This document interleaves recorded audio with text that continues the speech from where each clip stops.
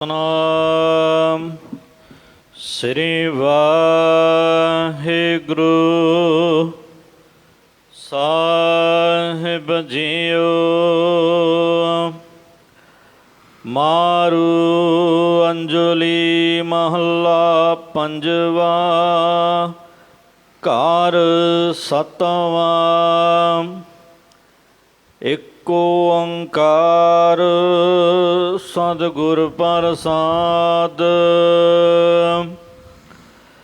ਸੰਜੋਗ ਵਿਜੋਗਾ ਤੁਰੋਹੀ ਹੁਆ।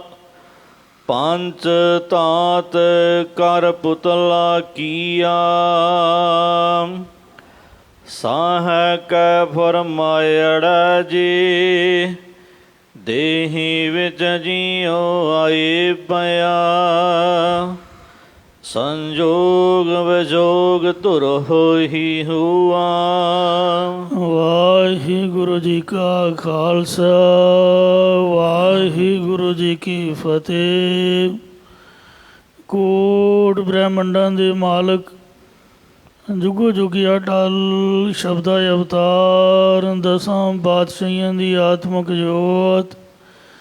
ਧੰਨ ਧੰਨ ਸਤਿਗੁਰੂ ਸ੍ਰੀ ਗੁਰੂ ਗ੍ਰੰਥ ਸਾਹਿਬ ਸੱਚੇ ਪਾਤਸ਼ਾਹ ਜੀ ਮਹਾਰਾਜ ਜੀ ਦੀ ਪਵਿੱਤਰ ਪਾਵਨ ਹਜ਼ੂਰੀ ਦੇ ਵਿੱਚ ਜੁੜ ਮਿਲ ਬੈਠੀ ਗੁਰੂ ਰੂਪ ਗੁਰੂ ਖਾਲਸਾ ਸਾਧ ਸੰਗਤ ਜੀਓ। ਆਓ ਬੜੇ ਪਿਆਰ ਯਾਰ ਸਤਿਕਾਰ ਦੇ ਨਾਲ ਅੰਮ੍ਰਿਤ ਬਾਣੀ ਹਰ ਹਰ ਤੇਰੀ ਸੁਣ ਸੁਣ ਹੋਵੇ ਪਰਮ ਗਤ ਮੇਰੀ। ਜਲਨ ਬੁਝੀ ਸੀਤਲ ਹੋਏ ਮਨੁਆ ਸਤਿਗੁਰ ਕਾ ਦਰਸ਼ਨ ਬਾਈ ਜੀਓ। ਸਤਿਗੁਰਾਂ ਦੀ ਪਵਿੱਤਰ ਅੰਮ੍ਰਿਤ ਬਾਣੀ ਦੀ ਕਥਾ ਵਿਚਾਰ ਵਿਆਖਿਆ ਸੋ ਸਰਵਣ ਕਰਕੇ ਲਾਹ ਪ੍ਰਾਪਤ ਕਰੋ ਜੀ।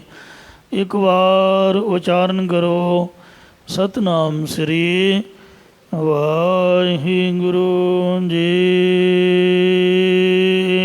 ਸਤਿਨਾਮ ਸ੍ਰੀ ਵਾਹਿਗੁਰੂ ਸਾਹਿਬ ਜੀਓ। ਮਾਰੂ ਅੰਜਲੀ ਮਹੱਲਾ ਪੰਜਵਾ। ਮਾਰੂ ਰਾਗ ਦਾ ਨਾਮ ਹੈ। ਅੰਜਲੀ ਜੋ ਮ੍ਰਿਤਕ ਪ੍ਰਾਣੀ ਨਿਮਿਤ ਤਿਲਾਂਜਲੀ ਆਦਿਕ ਦਿੰਦੇ ਨੇ ਉਸ ਦਾ ਨਾਮ ਹੈ। ਮ੍ਰਿਤਕ ਪ੍ਰਾਣੀ ਲਈ ਤਿਲਾਂਜਲੀ ਆਦਿਕ ਨੂੰ ਅਵਿਦਿਆ ਕਰਮ ਦੱਸ ਕੇ ਮਹੱਲਾ ਪੰਜਵਾ। ਪੰਜਵੇਂ ਸਰੂਪ ਦੇ ਵਿੱਚ ਧੰਨ ਧੰਨ ਸ੍ਰੀ ਗੁਰੂ ਅਰਜਨ ਦੇਵ ਸਾਹਿਬ ਜੀ ਮਹਾਰਾਜ ਇਹ ਸ਼ੁਭ ਪਾਵਨ ਉਪਦੇਸ਼ ਉਚਾਰਨ ਕਰ ਰਹੇ ਹਨ। ਅੰਜੁਲੀ ਜੀ ਅਖਰੀ ਅਰਥ ਕਰੀਏ ਅੰਗ ਹੈ ਜੀਵ ਤੂੰ ਪਰਮੇਸ਼ਰ ਦੇ ਵੱਲ ਜਾਂ ਸਤਸੰਗਤ ਦੇ ਵੱਲ ਜੁਲੀ ਚੱਲਣਾ ਕਰ।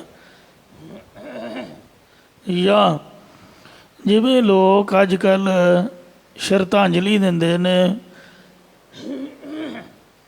ਭਾਵ ਕਹਿੰਦੇ ਨੇ ਕਿ ਅਸੀਂ ਸ਼ਰਧਾ ਦੇ ਬੁੱਕ ਭਰ ਕੇ ਅੰਜਲ ਨਾਮ ਹੈ ਬੁੱਕ ਦਾ ਕਰ ਅੰਜਲੀ ਪੁੰਨ ਵੱਡਾ ਹੈ। ਮਤਲਬ ਦੋਵੇਂ ਹੱਥ ਜੋੜ ਕੇ ਨਮਸਕਾਰ ਕਰਨ ਨੂੰ ਅੰਜਲੀ ਕਹਿੰਦੇ ਨੇ। ਜੋ ਸ਼ਰਧਾ ਦੇ ਅੰਜੁਲ ਭਰ ਕੇ ਦਿੰਦੇ ਹਾਂ ਇਸੇ ਪ੍ਰਕਾਰ ਸਤਿਗੁਰੂ ਸਾਹਿਬ ਜੀ ਵਾਹਿਗੁਰੂ ਦੀ ਉਪਦੇਸ਼ ਵੈਰਾਗ ਦੀ ਅੰਜਲੀ ਸ਼ਰਧਾਂਜਲੀ ਦਿੰਦੇ ਨੇ। ਜਾਂ ਅੰਜਲੀ ਜਿਸ ਦੁਆਰਾ ਗਿਆਨ ਰੂਪੀ ਅੰਜਨ ਭਾਵ ਸੁਰਮਾ ਲਿਆ ਜਾਵੇ ਐਸਾ ਵੈਰਾਗ ਉਤਪੰਨ ਹੋ ਸਕੇ ਐਸਾ ਬੇਨਤੀਆਂ ਦਾ ਉਪਦੇਸ਼ ਕਥਨ ਕਰਦੇ ਨੇ। ਜਾਂ ਜਿਵੇਂ ਪੁਰਾਣੇ ਸਮਿਆਂ ਵਿੱਚ ਲੋਕ ਕਿਸੇ ਪ੍ਰਾਣੀ ਦੇ ਸਰੀਰ ਛੱਡ ਜਾਣ ਤੋਂ ਬਾਅਦ ਨਦੀ ਜਾਂ ਤਲਾਬ ਦੇ ਕਿਨਾਰੇ 'ਤੇ ਬੈਠ ਗਏ ਉਸ ਦੇ ਨਿਮਿਤ ਪਾਣੀ ਦੇ ਬੁੱਕ ਭਰ ਭਰ ਕੇ ਸੂਰਜ ਵੱਲ ਨੂੰ ਸੁੱਟਦੇ ਸਨ। ਇਸੇ ਪ੍ਰਕਾਰ ਸਤਿਗੁਰੂ ਸਾਹਿਬ ਜੀ ਜੀਵ ਦੇ ਭਲੇ ਲਈ ਨਾਮ ਰੂਪੀ ਅੰਜਲੀ ਭਰ ਕੇ ਉਪਦੇਸ਼ ਦਿੰਦੇ ਨੇ।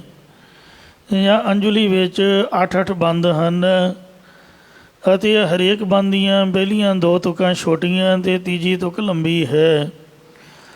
ਗੁਰਬਾਣੀ ਵਿੱਚ ਇਹ ਵਿਧਾਨ ਨਹੀਂ ਹੈ। ਇਹਨਾਂ ਸ਼ਬਦਾਂ ਵਿੱਚ ਰਹਾਉ ਦਾ ਪ੍ਰਯੋਗ ਨਹੀਂ ਕੀਤਾ ਗਿਆ। ਇਸ ਵਿੱਚ ਜ਼ਿਆਦਾਤਰ ਸੰਸਾਰ ਦੀ ਨਾਸ਼ਮਾਨਤਾ ਦਾ ਵਰਣਨ ਕੀਤਾ ਗਿਆ ਹੈ, ਕਿਉਂਕਿ ਮ੍ਰਿਤਕ ਪ੍ਰਾਣੀ ਦੇ ਨਿਮਿਤ ਜਿਵੇਂ ਅੰਜਲੀ ਅਰਪਦੇ ਨੇ, ਇਉਂ ਵੈਰਾਗ ਦਾ ਉਪਦੇਸ਼ ਦੇ ਰਹੇ ਹਨ। ਘਰ ਸਤਵਾਂ। ਸਤਵੇਂ ਘਰ ਦੇ ਵਿੱਚ, ਘਰ ਦਾ ਸੰਬੰਧ ਗਾਉਣ ਵਜਾਉਣ ਵਾਲਿਆਂ ਦੇ ਨਾਲ। ਸਤਵੇਂ ਘਰ ਦੇ ਵਿੱਚ, ਸੁਰਤਾਲ ਦੇ ਵਿੱਚ ਇਹ ਪਾਵਨ ਸ਼ਬਦ ਉਚਾਰ ਰਹੇ ਨੇ। ਇੱਕੋ ਓੰਕਾਰ। ਪਹਿਲਾਂ ਇਹ ਵਸਤੂ ਨਿਰਦੇਸ਼ ਮੰਗਲ ਉਚਾਰਨ ਕਰਦੇ ਨੇ। ਵਾਹਿਗੁਰੂ ਇੱਕ ਹੈ ਓੰਕਾਰ, ਸਰਬ ਦਾ ਪ੍ਰਕਾਸ਼ਕ ਹੈ। ਸਤਿਗੁਰ ਪ੍ਰਸਾਦ। ਜੋ ਕਿ ਸਤਿਗੁਰਾਂ ਦੀ ਕਿਰਪਾ ਦੁਆਰਾ ਪ੍ਰਾਪਤ ਹੁੰਦਾ ਹੈ। ਸੰਜੋਗ ਵੈਜੋਗ ਤੁਰੋਹੀ ਹੁਆ। ਜੀਵਨ ਦਾ ਸੰਬੰਧੀਆਂ ਦੇ ਨਾਲ ਸੰਜੋਗ ਮਿਲਾਪ ਅਤੇ ਵਿਜੋਗ ਵਿਛੜਨਾ, ਇਹ ਧੁਰੋਂ ਆਦਿ ਤੋਂ ਹੀ ਪਰਮੇਸ਼ਰ ਦੇ ਹੁਕਮ ਅਨੁਸਾਰ ਬਣਿਆ ਹੋਇਆ ਹੈ। ਜਾਂ ਗੁਰਮੁਖਾਂ ਦੇ ਮਿਲਾਪ ਤੋਂ ਵਿਛੜਨਾ, ਜਾਂ ਬ੍ਰਹਮ ਗਿਆਨ ਨਾਲ ਮਿਲਾਪ ਅਤੇ ਅਗਿਆਨ ਨਾਲੋਂ ਵਿਛੜਨਾ, ਜਾਂ ਸੰਜੋਗੀ ਸਤਿਗੁਰਾਂ ਦਾ ਮਿਲਾਪ ਅਤੇ ਵਿਜੋਗੀ ਅਗਿਆਨੀਆਂ ਨਾਲੋਂ ਵਿਛੜਨਾ, ਇਹ ਆਦਿ ਤੋਂ ਹੀ ਪਰਮੇਸ਼ਰ ਦੇ ਹੁਕਮ ਅਨੁਸਾਰ ਅੰਤःਕਰਨ ਮੱਥੇ 'ਤੇ ਲਿਖਿਆ ਹੋਇਆ ਹੈ। ਪੰਜ ਤਤ ਕਰ ਪੁਤਲਾ ਕੀਆ। ਪਰਮੇਸ਼ਰ ਨੇ ਪੰਜ ਤੱਤਾਂ ਨੂੰ ਰਚ ਕਰਕੇ ਜਾਂ ਪੰਜ ਤੱਤਾਂ ਦੀ ਅੰਸ਼ ਕਰਕੇ ਇਹ ਸਰੀਰ ਰੂਪ ਪੁਤਲਾ ਬਣਾਉਣਾ ਕੀਤਾ ਹੈ। ਸਾਹੈ ਕੈ ਫੁਰਮਾਇੜਾ ਜੀ। ਹੇ ਪਿਆਰੇ ਜੀ, ਸਾਹ ਹੈ ਸ਼ਾਹੂਕਾਰ ਪਰਮੇਸ਼ਰ ਦੇ ਫੁਰਮਾਇੜ ਹੁਕਮ ਦੇ ਅਨੁਸਾਰ ਸੂਖਮ ਸਥੂਲ ਕਾਰਨ ਦੇ ਵਿੱਚ ਜੀਉ ਆਏ ਪਿਆ। ਦੇਹੀ ਵਿੱਚ ਜੀਉ ਆਏ ਪਿਆ। ਸੋ ਇਹ ਦੇਹ ਦੇ ਅੰਦਰ, ਦੇਹ ਦੇ ਵਿੱਚ ਜੀਵ ਆਤਮਾ ਆ ਕੇ ਪਿਆ ਹੈ, ਪ੍ਰਵੇਸ਼ ਹੋਇਆ ਹੈ। ਜਾਂ ਜੀਵਨ ਦੀ ਪ੍ਰਾਲਬਧ ਅਨੁਸਾਰ ਉਹੋ ਜਿਹੀ ਜੂਨ ਵਿੱਚ ਪੈ ਕੇ ਸਰੀਰਾਂ ਦੇ ਅੰਦਰ ਜੀਵ ਆਤਮਾ ਆ ਕੇ ਪਿਆ, ਪ੍ਰਵੇਸ਼ ਹੋਇਆ ਹੈ। ਜਿੱਥੈ ਅਗਨ ਪਖੈ ਪੜਹਾਰੇ। ਜਿੱਥੇ ਮਾਤਾ ਦੇ ਗਰਭ ਦੇ ਵਿੱਚ ਅੱਗ ਪੜ ਪੜ ਸ਼ਬਦ ਕਰਕੇ ਭਖਦੀ ਹੈ, ਪੜਹਾਰੇ ਭੱਠ ਦੀ ਤਰ੍ਹਾਂ ਭਖਦੀ ਹੈ। ਊਰਧ ਮੁਖਾ ਮਹਾਂ ਗੁਬਾਰੇ। ਉਸ ਬੜੇ ਭਾਰੀ ਹਨੇਰੇ ਵਾਲੇ ਅਸਥਾਨ ਦੇ ਵਿੱਚ ਜੀਵ ਦਾ ਉਲਟਾ ਮੂੰਹ ਹੁੰਦਾ ਹੈ। ਹੁਣ ਸਿੱਧੇ ਮੂੰਹ ਗੱਲ ਨਹੀਂ ਕਰਦਾ, ਪਤਾ ਨਹੀਂ ਆਪਣੇ ਆਪ ਨੂੰ ਕੀ ਸਮਝਦਾ ਹੈ। ਪਹਿਲਾਂ ਤਾਂ ਸਾਰੇ ਪੁੱਠੇ ਹੀ ਲਮਕੇ ਹੁੰਦੇ ਨੇ। ਉਹ ਆਪ ਦੀ ਔਕਾਤ ਨੂੰ ਆਪਾਂ ਨਹੀਂ ਪਹਿਚਾਣਦੇ ਹਾਂ। ਕਬੀਰ ਗਰਬ ਨਾ ਕੀਜੀਏ, ਦੇਹੀ ਦੇਖ ਸੋ ਰੰਗ। ਆਜ ਕੱਲ ਤਜ ਜਾਹੋਂਗੇ, ਜਿਉਂ ਕਾਂਚਰੀ ਭੋਏ ਅੰਗ। ਸਾਸ ਸਾਸ ਮਹੱਲੇ ਸੋਈ। ਉਦੋਂ ਪਰਾਬਾਣੀ ਦੁਆਰਾ ਜੀਵ ਉਸ ਪਰਮੇਸ਼ਰ ਨੂੰ ਸਵਾਸ ਸਵਾਸ ਸੰਭਾਲਦਾ, ਯਾਦ ਕਰਦਾ ਸੀ। ਉੱਥੇ ਖਸਮ ਛੜਾਏ ਲਿਆ। ਇਸੇ ਕਰਕੇ ਉੱਥੇ ਮਾਤਾ ਦੇ ਗਰਭ ਦੇ ਵਿੱਚ ਖਸਮ ਪਰਮੇਸ਼ਰ ਨੇ ਆਪਣਾ ਸਿਮਰਨ ਕਰਾ ਕਰਕੇ ਜੀਵ ਨੂੰ ਛੁਡਾ ਲਿਆ ਹੈ। ਭਾਵ ਮਾਤਾ ਦੇ ਪੇਟ ਦੀ ਜਠ ਅਗਨੀ ਦੇ ਸੇਕ ਤੋਂ ਬਚਾ ਲਿਆ ਹੈ। ਮਾਤ ਗਰਭ ਮਹਿ ਆਪਨ ਸਿਮਰਨ ਦੇ, ਤਹਿ ਤੁਮ ਰਾਖਣ ਹਾਰੇ। ਵਿੱਚੋਂ ਗਰਭ ਨਿਕਲ ਆਇਆ। ਪਰ ਜਦੋਂ ਜੀਵ ਮਾਤਾ ਦੇ ਪੇਟ ਦੇ ਵਿੱਚੋਂ ਬਾਹਰ ਨਿਕਲ ਆਇਆ, ਭਾਵ ਜਨਮ ਧਾਰ ਲਿਆ। ਖਾਸਮ ਵਿਸਾਰ ਦੁਨੀ ਚਿਤ ਲਾਇਆ। ਤਦੋਂ ਮਾਲਕ ਪਰਮੇਸ਼ਰ ਨੂੰ ਬੁਲਾ ਕੇ ਦੁਨਿਆਵੀ ਪਦਾਰਥਾਂ ਜਾਂ ਮਾਇਆ ਦੇ ਮੋਹ ਦੇ ਵਿੱਚ ਜੀਵ ਨੇ ਆਪਣਾ ਚਿੱਤ, ਆਪਣਾ ਮਨ ਲਾ ਲਿਆ। ਇਉਂ ਹੀ ਜੀਵ ਜਨਮ ਲੈਣ ਸਾਰ ਹੀ ਅਕਿਰਤ ਗਣ ਹੋ ਗਿਆ ਹੈ। ਆਵੈ ਜਾਇ ਭਵਾਈਆ ਜੋਨੀ। ਇਸੇ ਕਰਕੇ ਜੀਵ ਬਾਰ-ਬਾਰ ਜਨਮ ਧਾਰ ਕੇ ਆਉਂਦਾ ਅਤੇ ਜਾਂਦਾ ਹੈ। ਇਉਂ ਜੁਨੀਆਂ ਦੇ ਵਿੱਚ ਭਵਾਉਣਾ ਕਰਦਾ ਹੈ। ਵਾਹਿਗੁਰੂ। ਰਹਿਣ ਨਕਤ ਹੀ ਥਾਇ ਪਿਆ। ਇਸ ਜੀਵ ਦਾ ਕਿਸੇ ਵੀ ਥਾਂ ਰਹਿਣਾ ਨਹੀਂ ਹੋਇਆ ਹੈ। ਮਿਹਰਬਾਨ ਰਖ ਲਏ ਅਨ ਆਪੇ। ਜਿਸ ਗੁਰਮੁਖ ਤੇ ਕਿਰਪਾਲੂ ਪਰਮੇਸ਼ਰ ਨੇ ਕਿਰਪਾ ਦ੍ਰਿਸ਼ਟੀ ਕੀਤੀ ਹੈ, ਉਸ ਨੂੰ ਪਰਮੇਸ਼ਰ ਨੇ ਆਪ ਸਤਿਗੁਰਾਂ ਦੀ ਸ਼ਰਨ ਵਿੱਚ ਪਾ ਕੇ ਜੰਮਣ ਮਨ ਦੇ ਗੇੜਵੇ ਜਾਣ ਤੋਂ ਰੱਖ ਲਿਆ ਹੈ ਅਤੇ ਉਸ ਨੂੰ ਇਹ ਨਿਸ਼ਚਾ ਹੋ ਗਿਆ ਹੈ ਕਿ ਜੀ ਜੰਤ ਸਭ ਤਿਸ ਕੇ ਥਾਪੇ। ਸਾਰੇ ਸਥੂਲ ਜੀਵ ਅਤੇ ਜੰਦ ਸੂਖਮ ਜੀਵ ਤਿਸ ਪਰਮੇਸ਼ਰ ਦੇ ਅਸਥਾਪਨ ਕੀਤੇ ਹੋਏ ਹਨ। ਜਨਮ ਪਦਾਰਥ ਜਿਨ ਚਲਿਆ ਨਾਨਕ। ਸਤਿਗੁਰੂ ਸਾਹਿਬ ਜੀ ਕਥਨ ਕਰਦੇ ਨੇ ਕਿ ਜੋ ਗੁਰਮੁਖ ਜਨ ਇਸ ਦੁਨੀਆ ਵਿੱਚੋਂ ਆਪਣਾ ਮਨੁੱਖਾ ਜਨਮ ਰੂਪ ਪਦਾਰਥ ਜਿੱਤ ਕੇ ਚੱਲਿਆ ਹੈ, ਆਇਆ ਸੋ ਪਰਵਾਨ ਥਿਆ। ਉਹੀ ਸੰਸਾਰ ਵਿੱਚ ਆਇਆ ਹੋਇਆ ਗੁਰਮੁਖ ਜਨ ਪ੍ਰਵਾਨਿਕ ਹੋਇਆ ਹੈ ਜਾਂ ਵਾਹਿਗੁਰੂ ਦੀ ਦਰਗਾਹ ਦੇ ਵਿੱਚ ਪ੍ਰਮਾਣ ਹੋਇਆ ਹੈ। ਵੈਦੋ ਨਾ ਵਾਈ ਪੈਣੋ ਨਾ ਪਾਈ। ਉੱਥੇ ਸਾਧ ਸੰਗਤ ਜੀਓ ਵਾਹਿਗੁਰੂ ਦੀ ਦਰਗਾਹ ਦੇ ਵਿੱਚ ਵੈਦਾਂ ਦੀ ਵੀ ਕੋਈ ਵਾਹ ਨਹੀਂ ਚੱਲਣੀ। ਭਾਵ ਵੈਦ ਮ੍ਰਿਤਕ ਸਰੀਰ ਦੀ ਨਬਜ ਪਕੜ ਕੇ ਕੋਲ ਹੀ ਖੜੇ ਰਹਿ ਜਾਂਦੇ ਨੇ। ਭੈਣਾਂ ਦੇ ਭਰਾਵਾਂ ਨੇ ਵੀ ਰੱਖਿਆ ਨਹੀਂ ਕਰਨੀ, ਫਿਰ ਕੌਣ ਰੱਖਿਅਕ ਹੈ। ਏਕੋ ਸਹਾਈ ਰਾਮ ਹੈ। ਹੇ ਪਿਆਰੇ, ਉੱਥੇ ਤਾਂ ਇੱਕੋ ਰਾਮ ਪਰਮੇਸ਼ਰ ਹੀ ਸਹਾਇਤਾ ਕਰਨ ਵਾਲਾ ਹੈ।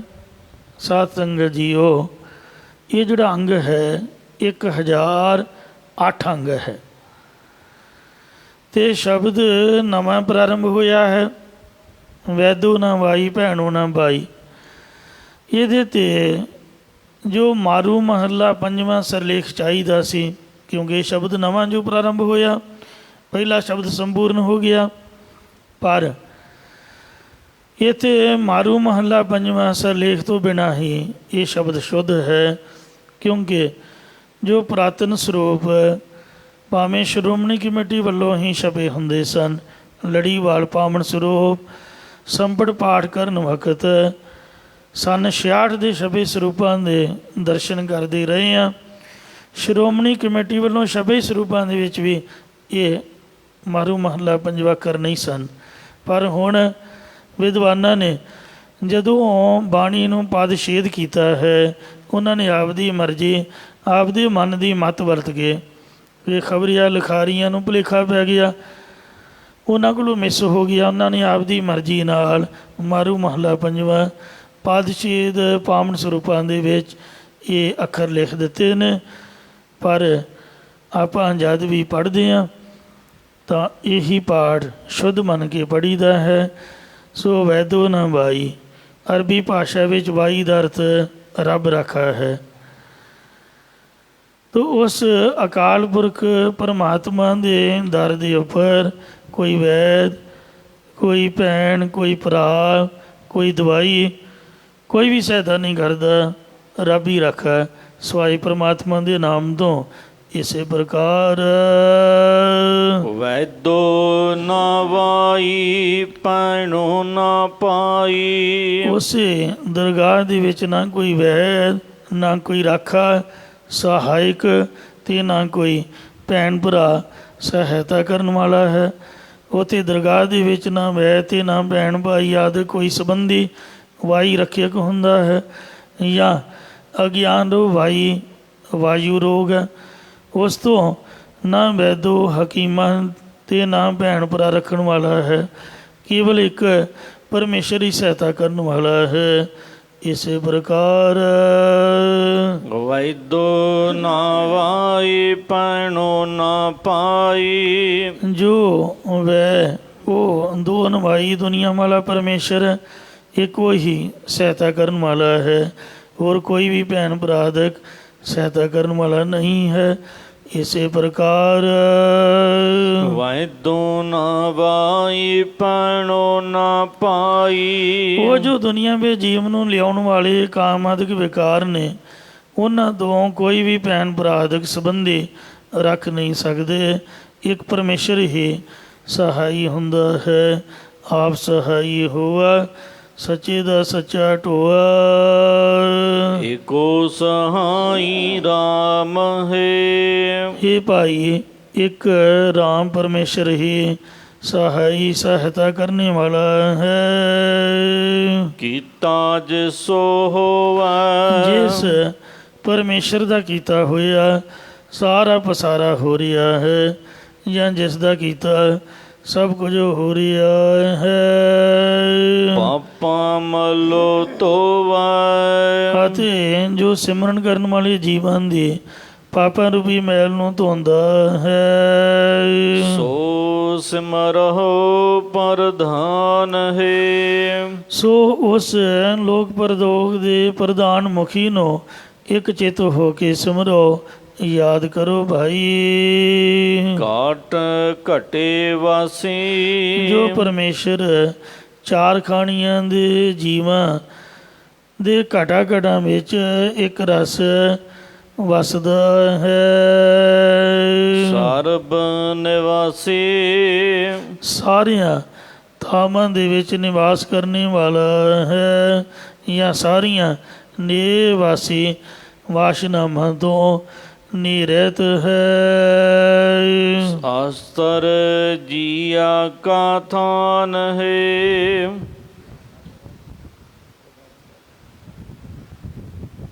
ਅਸਥਿਰ ਜਾ ਕਾ ਥਾਨ ਹੈ। ਸੋ ਜਿਸ ਪਰਮਾਤਮਾ ਦਾ ਆ ਜਿਹੜਾ ਸਾਧ ਸੰਗਤ ਰੂਪੀ ਅਸਥਾਨ ਹੈ, ਇਹ ਹਮੇਸ਼ਾ ਰਹਿਣ ਵਾਲਾ, ਆਪਾਂ ਇੱਥੋਂ ਚਲੇ ਜਾਣਾ ਹੈ। ਇਹ ਸਾਡੇ ਤੋਂ ਪਹਿਲਾਂ ਦਾ ਵੀ ਹੈ ਅਤੇ ਸਾਡੇ ਤੋਂ ਬਾਅਦ ਵੀ ਹੋਵੇਗਾ। ਜਿਹੜਾ ਘਰ-ਬਾਰ ਹੈ, ਸਰੀਰ ਅਸਥਾਨ ਹੈ, ਇਹ ਨਾਸ਼ਵੰਤ ਹੈ। ਜਿਹੜਾ ਸਾਧ ਸੰਗਤ ਰੂਪੀ ਸਰੂਪ ਰੂਪੀ ਸੱਚਖੰਡ ਰੂਪੀ ਅਸਥਾਨ, ਇਹ ਸਦਾ ਸਦਾ ਅਸਥਿਤ ਰਹਿਣੇ ਵਾਲਾ ਹੈ। ਇਹ ਹਮੇਸ਼ਾ ਹੀ ਇਸੇ ਤਰ੍ਹਾਂ ਕਾਇਮ ਮੁਕਾਮ ਰਹੇਗਾ। ਕਾਇਮ ਦਾਇਮ ਸਦਾ ਪਾਤਸ਼ਾਹੀ, ਦੋਮ ਨਾ ਸੇਮ ਏਕ ਸੁਆਹੀ। ਆਵੈ ਨਾ ਜਾਵੈ ਸੰਗੇ ਸਮਾਵੈ। ਉਹ ਪਰਮੇਸ਼ਰ ਜਨਮ ਧਾਰ ਕੇ ਨਹੀਂ ਆਉਂਦਾ ਅਤੇ ਨਾ ਹੀ ਮਰ ਕੇ ਕਿਤੇ ਜਾਂਦਾ ਹੈ। ਸੰਗੇ ਸਮਾਵੈ, ਸਾਰਿਆਂ ਦੇ ਨਾਲ ਸਮਾਇਆ ਹੋਇਆ ਹੈ। ਉਹ ਹਰ ਵਕਤ ਜੀਵ ਦੇ ਸਦਾ ਅੰਗ ਸੰਗੇ ਅਭੰਗੰ ਵਿਭੂਤੇ, ਸਦਾ ਅੰਗ ਸੰਗ ਰਹਿੰਦਾ ਹੈ। ਜਾਂ ਇਸੇ ਕਰਕੇ ਉਹਦੇ ਵਿੱਚ ਗੁਰਾਂ ਦਾ ਨਾਮ ਜਪ ਕੇ, ਜੋ ਗੁਰਾਂ ਦੁਆਰਾ ਵਾਹਿਗੁਰੂ ਦਾ ਨਾਮ ਬਖਸ਼ਿਆ ਹੋਇਆ, ਉਹ ਜਪ ਕੇ ਸਮਾਉਣਾ ਚਾਹੀਦਾ ਹੈ। ਪੂਰਨ ਜਾ ਕਾ ਕਾਮ ਹੈ। ਇਹ ਭਾਈ ਜਿਸ ਵਾਹਿਗੁਰੂ ਦਾ ਸਭ ਕੰਮ ਪੂਰਾ ਹੈ, ਭਾਵ ਉਸ ਦਾ ਕੋਈ ਵੀ ਕੰਮ ਹੋਣਾ ਨਹੀਂ, ਹੋਣੀ ਨਾਹੀਂ, ਝੋਣੀ ਨਾਹੀਂ, ਨਾ ਹੀ ਕਿਸੇ ਵੀ ਹੋਣੀ। ਸੋ ਪਾਲਣ ਪੋਸ਼ਣ ਰੋਜੀ ਆਦਿਕ ਦੇਣ ਦਾ ਕੰਮ ਉਹਦਾ ਪੂਰਾ ਹੀ ਹੈ, ਅਧੂਰਾ ਨਹੀਂ ਹੈ। ਭਗਤ ਜਨਾ ਕਾ ਰਾਖਣ ਹਾਰਾ। ਪਰਮੇਸ਼ਰ ਭਗਤ ਤੇ ਸੰਤ ਜਨਾਂ ਦਾ ਰਖਵਾਲਾ, ਗੋਬਿੰਦ ਰਾਏ ਭਗਤਨ ਕੀ ਰਾਸ, ਰੱਖਿਆ ਕਰਨੇ ਵਾਲਾ ਹੈ। ਕਰਦਾ ਤਾਂ ਸਾਰਿਆਂ ਦੀ ਉਹ ਆਪ ਹੀ ਰੱਖਿਆ, ਪਰ ਜਿਵੇਂ ਛੋਟੇ ਬੱਚੇ ਦੀ ਮਾਂ ਵਿਸ਼ੇਸ਼ ਤੌਰ 'ਤੇ ਰੱਖਿਆ ਕਰਦੀ ਹੈ। ਇੰਜ ਜਿਹੜੇ ਭੋਲੇ ਭਾਲੇ ਸੰਤ ਭਗਤ ਨੇ ਵਾਹਿਗੁਰੂ ਵੱਲੋਂ, ਸੋ ਕੁਦਰਤੀ ਉਹਨਾਂ ਦੀ ਰੱਖਿਆ ਹੁੰਦੀ ਹੈ, ਕਿਉਂਕਿ ਸੰਤ ਜੀਵਾ ਜਪ ਪ੍ਰਾਣ ਆਧਾਰਾ। ਉਸ ਪ੍ਰਾਣਾਂ ਦੀ ਆਸਰਾ ਰੂ ਪਰਮੇਸ਼ਰ ਦੇ ਨਾਮ ਨੂੰ ਜਪ ਕੇ ਹੀ ਸੰਤ ਭਗਤ ਜੀ ਹੁੰਦੇ ਹਨ।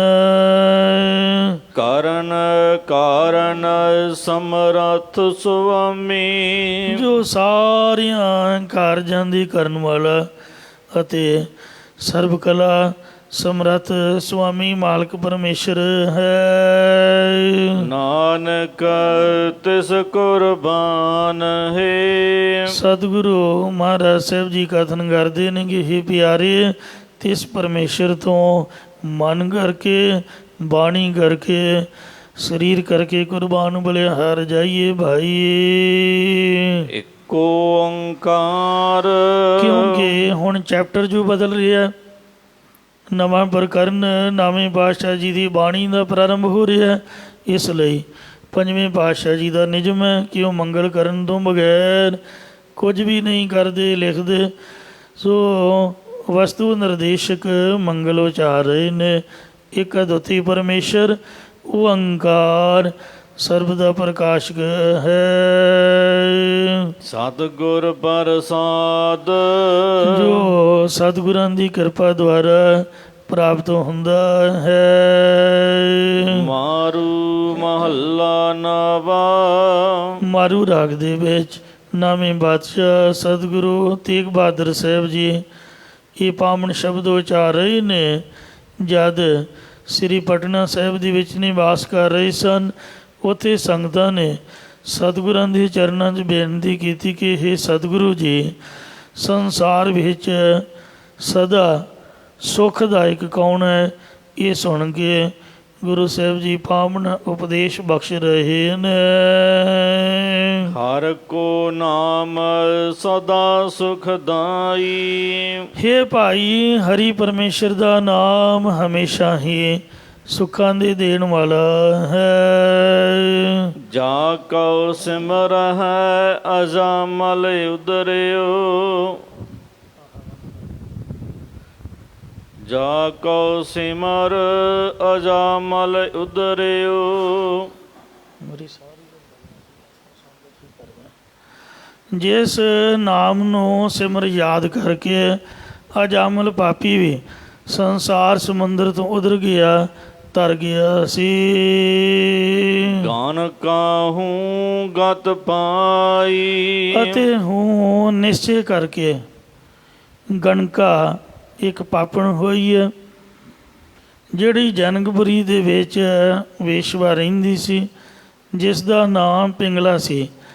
ਉਹਨੇ ਇੱਕ ਦਿਨ ਇੱਕ ਧਨੀ ਸੁੰਦਰ ਜਵਾਨ ਪੁਰਖ ਵੇਖਿਆ ਅਤੇ ਕਾਮ ਨਾਲ ਵਿਆਕੁਲ ਹੋ ਗਈ, ਪਰ ਉਹ ਉਸ ਪਾਸ ਆਇਆ ਨਹੀਂ, ਜਿਸ ਕਰਕੇ ਉਸ ਦੀ ਸਾਰੀ ਰਾਤ ਬੇਚੈਨੀ ਵਿੱਚ ਬਤੀਤ ਹੋਈ। ਅਤੇ ਅੰਮ੍ਰਿਤ ਵੇਲੇ ਨੂੰ ਉਹਦੇ ਮਨ ਦੇ ਵਿੱਚ ਵੈਰਾਗ ਉਤਪੰਨ ਹੋਇਆ ਕਿ ਇਹ ਮਨਾ, ਜੇਕਰ ਅਜਿਹਾ ਪ੍ਰੇਮ ਮੈਂ ਈਸ਼ਰ ਦੇ ਨਾਲ ਲਾਉਂਦੀ ਤਾਂ ਕਿੰਨਾ ਉੱਤਮ ਫਲ ਪ੍ਰਾਪਤ ਹੁੰਦਾ। ਇੰਝ ਉਹ ਪਰਮਾਤਮਾ ਦੇ ਸਿਮਰਨ ਵਿੱਚ ਲਾ ਕੇ ਮੁਕਤ ਹੋਈ। ਜਾਂ ਇੰਝ ਵੀ ਮੰਨਿਆ ਜਾਂਦਾ ਕਿ ਰਾਜੇ ਜਨਕ ਦੇ ਸਰੀਰ ਉੱਪਰ ਮੋਹਤ ਹੋ ਗਈ ਸੀ। ਜਦੋਂ ਵੀ ਉਹਦੀ ਸਭਾ ਲੱਗਦੀ ਤਦੋਂ ਉਹਦੇ ਚਿਹਰੇ ਵੱਲ ਹੀ ਤੱਕਦੀ ਰਹਿੰਦੀ ਸੀ। ਇੱਕ ਦਿਨ ਰਾਜਾ ਜਨਕ ਰਿਸ਼ੀਆਂ ਨਾਲ ਵਿਚਾਰ ਗੋਸ਼ਟੀ ਕਰ ਰਿਹਾ ਸੀ।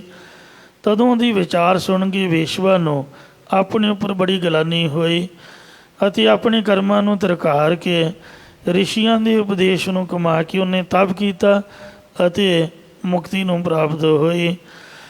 ਇੱਕ ਦੂਸਰੀ ਗਣਗਾ ਹੋਰ ਹੋਈ ਹੈ, ਜਿਸ ਨੂੰ ਕਿਸੇ ਸਾਧੂ ਨੇ ਤੋਤਾ ਦੇ ਕੇ ਰਾਮ ਨਾਮ ਸਿਖਾਉਣ ਦਾ ਉਹਨੂੰ ਉਪਦੇਸ਼ ਦਿੱਤਾ ਕਿ ਇਸ ਨੂੰ ਰਾਮ ਨਾਮ ਸਵੇਰੇ ਉੱਠ ਕੇ ਪੜ੍ਹਾਇਆ ਕਰ। ਔਰ ਉਹ ਨਾਮ ਅਭਿਆਸ ਵਿੱਚ ਲਾ ਕੇ ਪਵਿੱਤਰ ਆਤਮਾ ਹੋ ਗਈ, ਭਾਵ ਉਹਨੇ ਮੁਕਤੀ ਪਾਉਣਾ ਕੀਤੀ।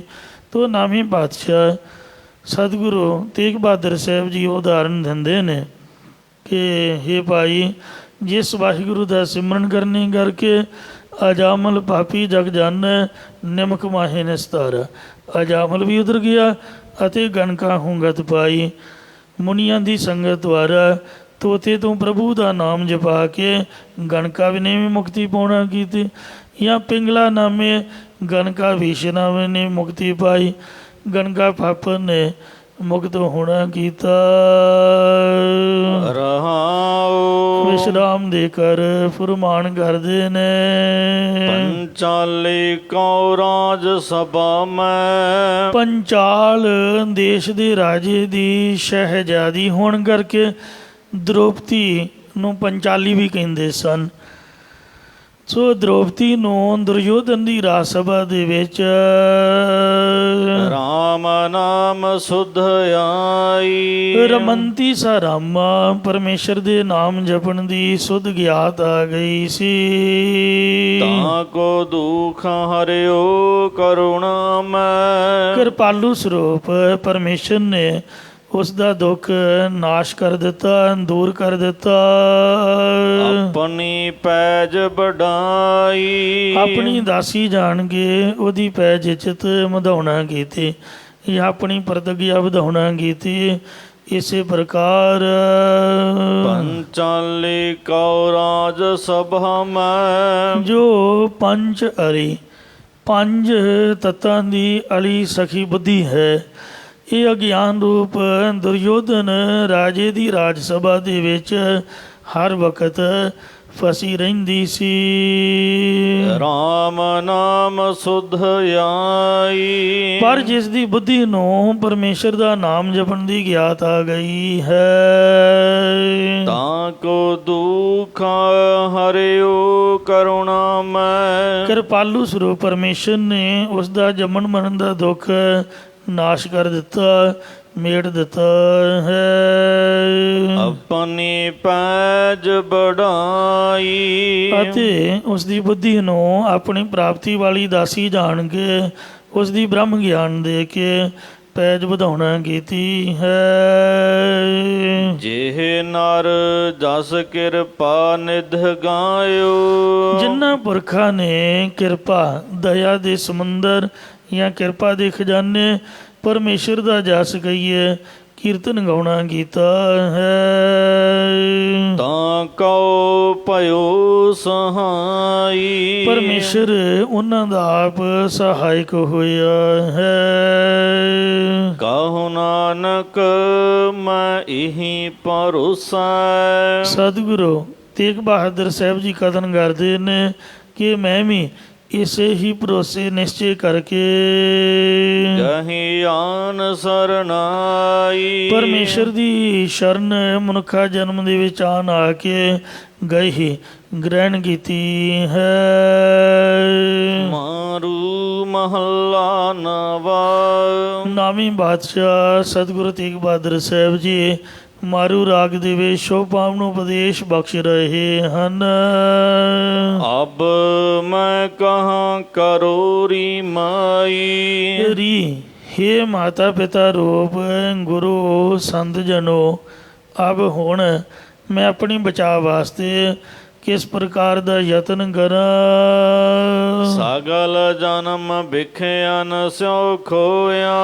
ਮੈਂ ਤਾਂ ਸਾਰਾ ਮਨੁੱਖਾ ਜਨਮ ਵਿਸ਼ਿਆਂ ਦਾ ਸੰਗ ਕਰਕੇ ਗਵਾ ਲਿਆ ਤੇ ਕਦੇ ਵੀ ਸਿਮਰਿਓ ਨਾਹੇ ਕਨਾਈ।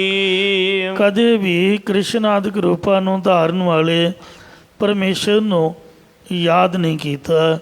ਜਾਂ ਕਨਾਈ ਨਾਈ ਸ੍ਰੇਸ਼ਟ ਸੁਖ ਰੂਪ ਪਰਮੇਸ਼ਰ ਦਾ ਸਿਮਰਨ ਨਹੀਂ ਕੀਤਾ। ਜਾਂ ਕਨਾਈ ਕਿਨਕਾ ਮਾਤਰ ਵੀ ਹਰੀ ਨੂੰ ਨਹੀਂ ਸਿਮਰਿਆ। ਰਹਾਉ ਵਿਸ਼ਰਾਮ ਦੇ ਕਰ ਫਰਮਾਉਂਦੇ ਨੇ। ਕਾਲ ਫਾਸ ਜਬ ਗਰ ਮੈਂ ਮਿਲੀ। ਯਮ ਰਾਜ ਨੇ ਕਾਲ ਮੌਤ ਰੂਪ ਆਈ ਜਦੋਂ ਮੇਰੇ ਗਲ ਦੇ ਵਿੱਚ ਆ ਕੇ ਪਾ ਦਿੱਤੀ। ਦੇਹ ਸੁਧ ਸਭ ਬਿਸਰਾਈ। ਉਹਨੇ ਲੋਕ ਪਰਲੋਕ ਜਾਂ ਵਿਵਹਾਰਕ ਤੇ ਪਰਮਾਰਥ ਦੀ ਸਾਰੀ ਗਿਆਤ ਬਿਸਰਾਈ ਭੁਲਾ ਦਿੱਤੀ। ਰਾਮ ਨਾਮ ਬਿਨ ਜਾਂ ਸੰਕਟ ਮੈਂ। ਰਾਮ ਪਰਮੇਸ਼ਰ ਦੇ ਨਾਮ ਜਪੇ ਤੋਂ ਬਿਨਾਂ ਇਸ ਦੁੱਖ ਦੇ ਸਮੇਂ ਵਿੱਚ ਕੋ ਅਬ ਹੋਤ ਸਹਾਈ। ਹੁਣ ਕੌਣ ਸਹਾਇਕ ਹੋ ਸਕਦਾ? ਭਾਵ ਕੋਈ ਵੀ ਸਹਾਇਕ ਨਹੀਂ ਹੋ ਸਕਦਾ। ਕੇਵਲ ਪਰਮੇਸ਼ਰ ਦਾ ਨਾਮ ਹੀ ਲੋਕ ਪਰਲੋਕ ਵਿੱਚ ਸਹਾਇਤਾ ਕਰਨ ਵਾਲਾ ਹੈ। ਜੋ ਸੰਪਤ ਆਪਣੀ ਕਰ ਮਾਨੀ। ਇਹ ਮਾਤਾ ਪਿਤਾ ਰੂਪ ਗੁਰੂ ਜਾਂ ਸੰਤ ਜਨੋ, ਜਿਹੜੀ ਹਾਥੀ ਘੋੜੇ ਆਦਿਕ ਵਿਭੂਤੀ ਮੈਂ ਆਪ ਦੀ ਕਰਕੇ ਮੰਨੀ ਬੈਠਾ ਸੀ। ਛਿਨ ਮੋ ਭਈ ਪਰਾਈ। ਉਹ ਇੱਕ ਖਿਣ ਦੇ ਵਿੱਚ ਹੀ ਬਗਾਨੀ ਹੋ ਗਈ ਹੈ। ਕਹੋ ਨਾਨਕ ਯਹ ਸੋਚ ਰਹੀ ਮਨ। ਸਤਿਗੁਰੂ ਜੀ ਕਥਨ ਕਰਦੇ ਨੇ ਕਿ ਮੇਰੇ ਜਗਿਆਸੂ ਦੇ ਮਨ ਚਿੱਤ ਵਿੱਚ ਇਹੀ ਚਿੰਤਾ ਰਹਿੰਦੀ ਹੈ ਕਿ ਹਾਰ ਜਸ ਕਬਹੂ ਨਾ ਗਾਈ। ਕਿ ਮੈਂ ਕਦੇ ਵੀ ਹਰੀ ਪਰਮੇਸ਼ਰ ਦਾ ਜਸ ਕੀਰਤਨ ਨਹੀਂ ਗਾਉਣਾ ਗੀਤਾ। ਮਾਰੂ ਮਹੱਲਾ ਨਵਾ। ਨਾਮੀ ਪਾਤਸ਼ਾਹ ਸਤਿਗੁਰੂ ਤੇਗ ਬਹਾਦਰ ਸਾਹਿਬ ਜੀ ਸ਼ੁਭ ਉਪਦੇਸ਼ ਉਚਾਰ ਰਹੇ ਹਨ। ਮਾਈ ਇਹ ਮਾਤਾ ਪਿਤਾ ਰੂਪ ਸਤਿਗੁਰੂ ਜਾਂ ਸੰਤ ਜਨੋ, ਮੈਂ ਮਨ ਕੋ ਮਾਨ ਨਾ ਤਿਆਗਿਓ। ਮੈਂ ਚਿੱਤ ਵਿੱਚੋਂ ਗੁਣਾਂ ਦਾ, ਵਡਿਆਈ ਦਾ, ਵਿਦਿਆ ਦਾ ਹੰਕਾਰ ਨਹੀਂ ਛੱਡਿਆ। ਮਾਇਆ ਕੇ ਮਦ ਜਨਮ ਸਰਾਇਓ। ਮੈਂ ਮਾਇਆ ਰੂਪੀ ਸ਼ਰਾਬ ਦੇ ਨਸ਼ੇ ਵਿੱਚ ਜਾਂ ਮਾਇਆ ਦੇ ਹੰਕਾਰ ਵਿੱਚ ਆਪਣਾ ਮਨੁੱਖਾ ਜਨਮ ਵਿਅਰਥ ਹੀ ਬਤੀਤ ਕਰ ਲਿਆ ਹੈ। ਰਾਮ ਭਜਨ ਨਹੀਂ ਲਾਗਿਓ। ਰਾਮ ਪਰਮੇਸ਼ਰ ਦੇ ਭਜਨ ਸਿਮਰਨ ਦੇ ਵਿੱਚ ਮੈਂ ਆਪਦਾ ਮਨ ਨਹੀਂ ਲਗਾਉਣਾ ਕੀਤਾ, ਜਾਂ ਮੈਂ ਪਰਮੇਸ਼ਰ ਦਾ ਸਿਮਰਨ ਬਾਲਕ, ਜਵਾਨੀ, ਬਿਰਧ ਅਵਸਥਾ ਵਿੱਚ ਕਰਨ ਨਹੀਂ ਲੱਗਿਆ। ਰਹਾਉ ਵਿਸ਼ਰਾਮ ਦੇ ਕਰ ਫੁਰਮਾਨ ਕਰਦੇ ਨੇ। ਜਮ ਕੋ ਡੰਡ ਪਰਿਓ ਸਿਰ ਉਪਰਾ। ਜਦੋਂ ਜਮ ਦਾ ਪ੍ਰਤੱਖ ਮੌਤ ਰੂਪ ਡੰਡਾ ਜੀਵ ਦੇ ਸਿਰ ਉੱਤੇ ਆ ਕੇ ਪਿਆ, ਤਬ ਸੋਵਤ ਤਾਂ ਜਾਗਿਓ। ਤਦੋਂ ਜੀਵ ਨੇ ਮੋਹ ਰੂਪੀ ਨੀਂਦ ਵਿੱਚ ਸੁੱਤੇ ਰਹਿਣ ਤੋਂ ਜਾਗਣਾ ਹੈ। ਜਾਂ ਹੇ ਜੀਵ, ਤਦੋਂ ਤੂੰ ਮੋਹ ਰੂਪੀ ਨੀਂਦ ਵਿੱਚ ਸੌਣ ਤੋਂ ਜਾਗਣਾ ਹੈ, ਫਿਰ ਪਛਤਾਉਣਾ ਹੈ। ਅਤੇ ਉਸ ਵਕਤ ਜਮਾ ਨੇ ਕਹਿਣਾ ਹੈ ਕਿ ਕਹਾਂ ਹੋ ਤਾਂ ਅਬ ਕੈ ਪਛਤਾਏ। ਕਿ ਹੁਣ ਦੇ ਪਛਤਾਇਆ ਕੀ ਹੋ ਸਕਦਾ ਹੈ। ਝੂਟਤ ਨਾਹਨ ਭਾਗਿਓ। ਦੌੜਨ ਕਰਕੇ ਸਾਡਾ ਜਮਾਂ ਤੋਂ ਛੁਟਕਾਰਾ ਨਹੀਂ ਹੋ ਸਕਦਾ। ਇਨ ਭਾਗੇ ਭਾਗਾਂ ਤੋਂ ਹੀਣੇ ਪੁਰਖਾ, ਹੁਣ ਦੇ ਪਛਤਾਇਆ ਤੇਰਾ ਜਮਾਂ ਤੋਂ ਛੁਟਕਾਰਾ ਨਹੀਂ ਹੋਣਾ। ਜਮ ਕਾ ਡੰਡ ਮੂਡ ਮੈਂ ਲਾਗੈ, ਖਿਨ ਮੈਂ ਕਰੇ ਨਬੀਰਾ। ਇਹ ਚਿੰਤਾ ਉਪਜੀ ਘਟ ਮੈਂ ਜਬ। ਜਦ ਇਸ ਪ੍ਰਕਾਰ ਦੀ ਚਿੰਤਾ ਸੋਚ ਜੀਵ ਦੇ ਹਿਰਦੇ ਵਿੱਚ ਪੈਦਾ ਹੋਈ, ਗੁਰ ਚਰਨਨ ਅਨਰਾਗਿਓ। ਤਦੋਂ ਜੀਵ ਦੇ ਅੰਦਰ ਗੁਰ ਚਰਨਾਂ ਦੀ ਪ੍ਰਾਪਤੀ ਵਾਲਾ ਪ੍ਰੇਮ ਪੈਦਾ ਹੋ ਗਿਆ। ਗੁਰ ਚਰਨਾਂ ਦਾ ਪ੍ਰੇਮ ਕਰਕੇ ਕੀ ਪ੍ਰਾਪਤ ਹੋਇਆ। ਸਫਲ ਜਨਮ ਸੁਫਲ ਸਸੇ ਨੂੰ ਔਂਕੜ ਲਓ। ਸੁਫਲ ਜਨਮ ਨਾਨਕ ਤਬ ਹੁਆ। ਸਤਿਗੁਰੂ ਮਹਾਰਾਜ ਸਾਹਿਬ ਜੀ ਕਥਨ ਕਰਦੇ ਨੇ ਕਿ ਜਦੋਂ ਜੀਵ ਪਰਮੇਸ਼ਰ ਦੇ ਕੀਰਤਨ ਦੇ ਵਿੱਚ ਜੋ ਪ੍ਰਭ ਜਸ ਮੈਂ ਪਾਗਿਓ। ਜੋ ਜੀਵ ਪ੍ਰਭੂ ਦੇ ਜਸ ਵਿੱਚ ਰੰਗਿਆ ਗਿਆ, ਕੀਰਤਨ ਕਥਾ ਬਾਣੀ ਦਾ ਪਾਠ ਵਾਹਿਗੁਰੂ ਦਾ ਜਸ ਹੈ। ਜਦੋਂ ਰੰਗਿਆ ਗਿਆ ਸਫਲ ਜਨਮ ਨਾਨਕ ਤਬ ਹੁਆ, ਤਦੋਂ ਜੀਵ ਦਾ ਮਨੁੱਖਾ ਜਨਮ ਸਫਲਾ ਹੋ ਗਿਆ, ਸਹਿਤ ਗਿਆਨ ਰੂਪੀ ਫਲ ਦੇ ਹੋ ਗਿਆ ਹੈ। ਮਾਰੂ ਅਸ਼ਟਪਦੀਆਂ ਮਾਰੂ ਰਾਗ ਦੇ ਵਿੱਚ 8-8 ਪਦੀਆਂ ਵਾਲੀਆਂ 8-8 ਪੌੜੀਆਂ ਵਾਲੀਆਂ ਅਸ਼ਟਪਦੀਆਂ ਇਹ ਸਤਿਗੁਰੂ ਜੀ ਮਹੱਲਾ ਪਹਿਲਾ। ਪਹਿਲੇ ਪਾਤਸ਼ਾਹ ਸ੍ਰੀ ਗੁਰੂ ਨਾਨਕ ਦੇਵ ਜੀ ਉਚਾਰ ਰਹੇ ਹਨ। ਕਾਰ ਪਹਿਲਾ। ਪਹਿਲੇ ਸੁਰ ਤਾਲ ਦੇ ਵਿੱਚ ਉਚਾਰਦੇ ਨੇ, ਇੱਕੋ ਓੰਕਾਰ। ਕਿਉਂਕਿ ਪ੍ਰਕਰਨ ਜੋ ਬਦਲਿਆ ਹੈ ਇਸ ਲਈ ਮੰਗਲ ਲਿਖਦੇ ਨੇ। ਵਾਹਿਗੁਰੂ ਇੱਕ ਹੈ, ਓੰਕਾਰ ਸਰਬ ਦਾ ਪ੍ਰਕਾਸ਼ਕ ਹੈ। ਸਤਿਗੁਰ ਪ੍ਰਸਾਦ। ਸਤ ਹੈ, ਚਿਤ ਹੈ, ਆਨੰਦ ਸਰੂਪ ਅਕਾਲ ਪੁਰਖ ਵਾਹਿਗੁਰੂ ਸਤਿਗੁਰ ਪ੍ਰਸਾਦ ਸਤਿਗੁਰੂ ਦੀ ਕਿਰਪਾ ਦੁਆਰਾ ਪ੍ਰਾਪਤ ਹੁੰਦਾ ਹੈ। ਵੇਦ ਪੁਰਾਨ ਕਥੇ ਸੁਣੇ।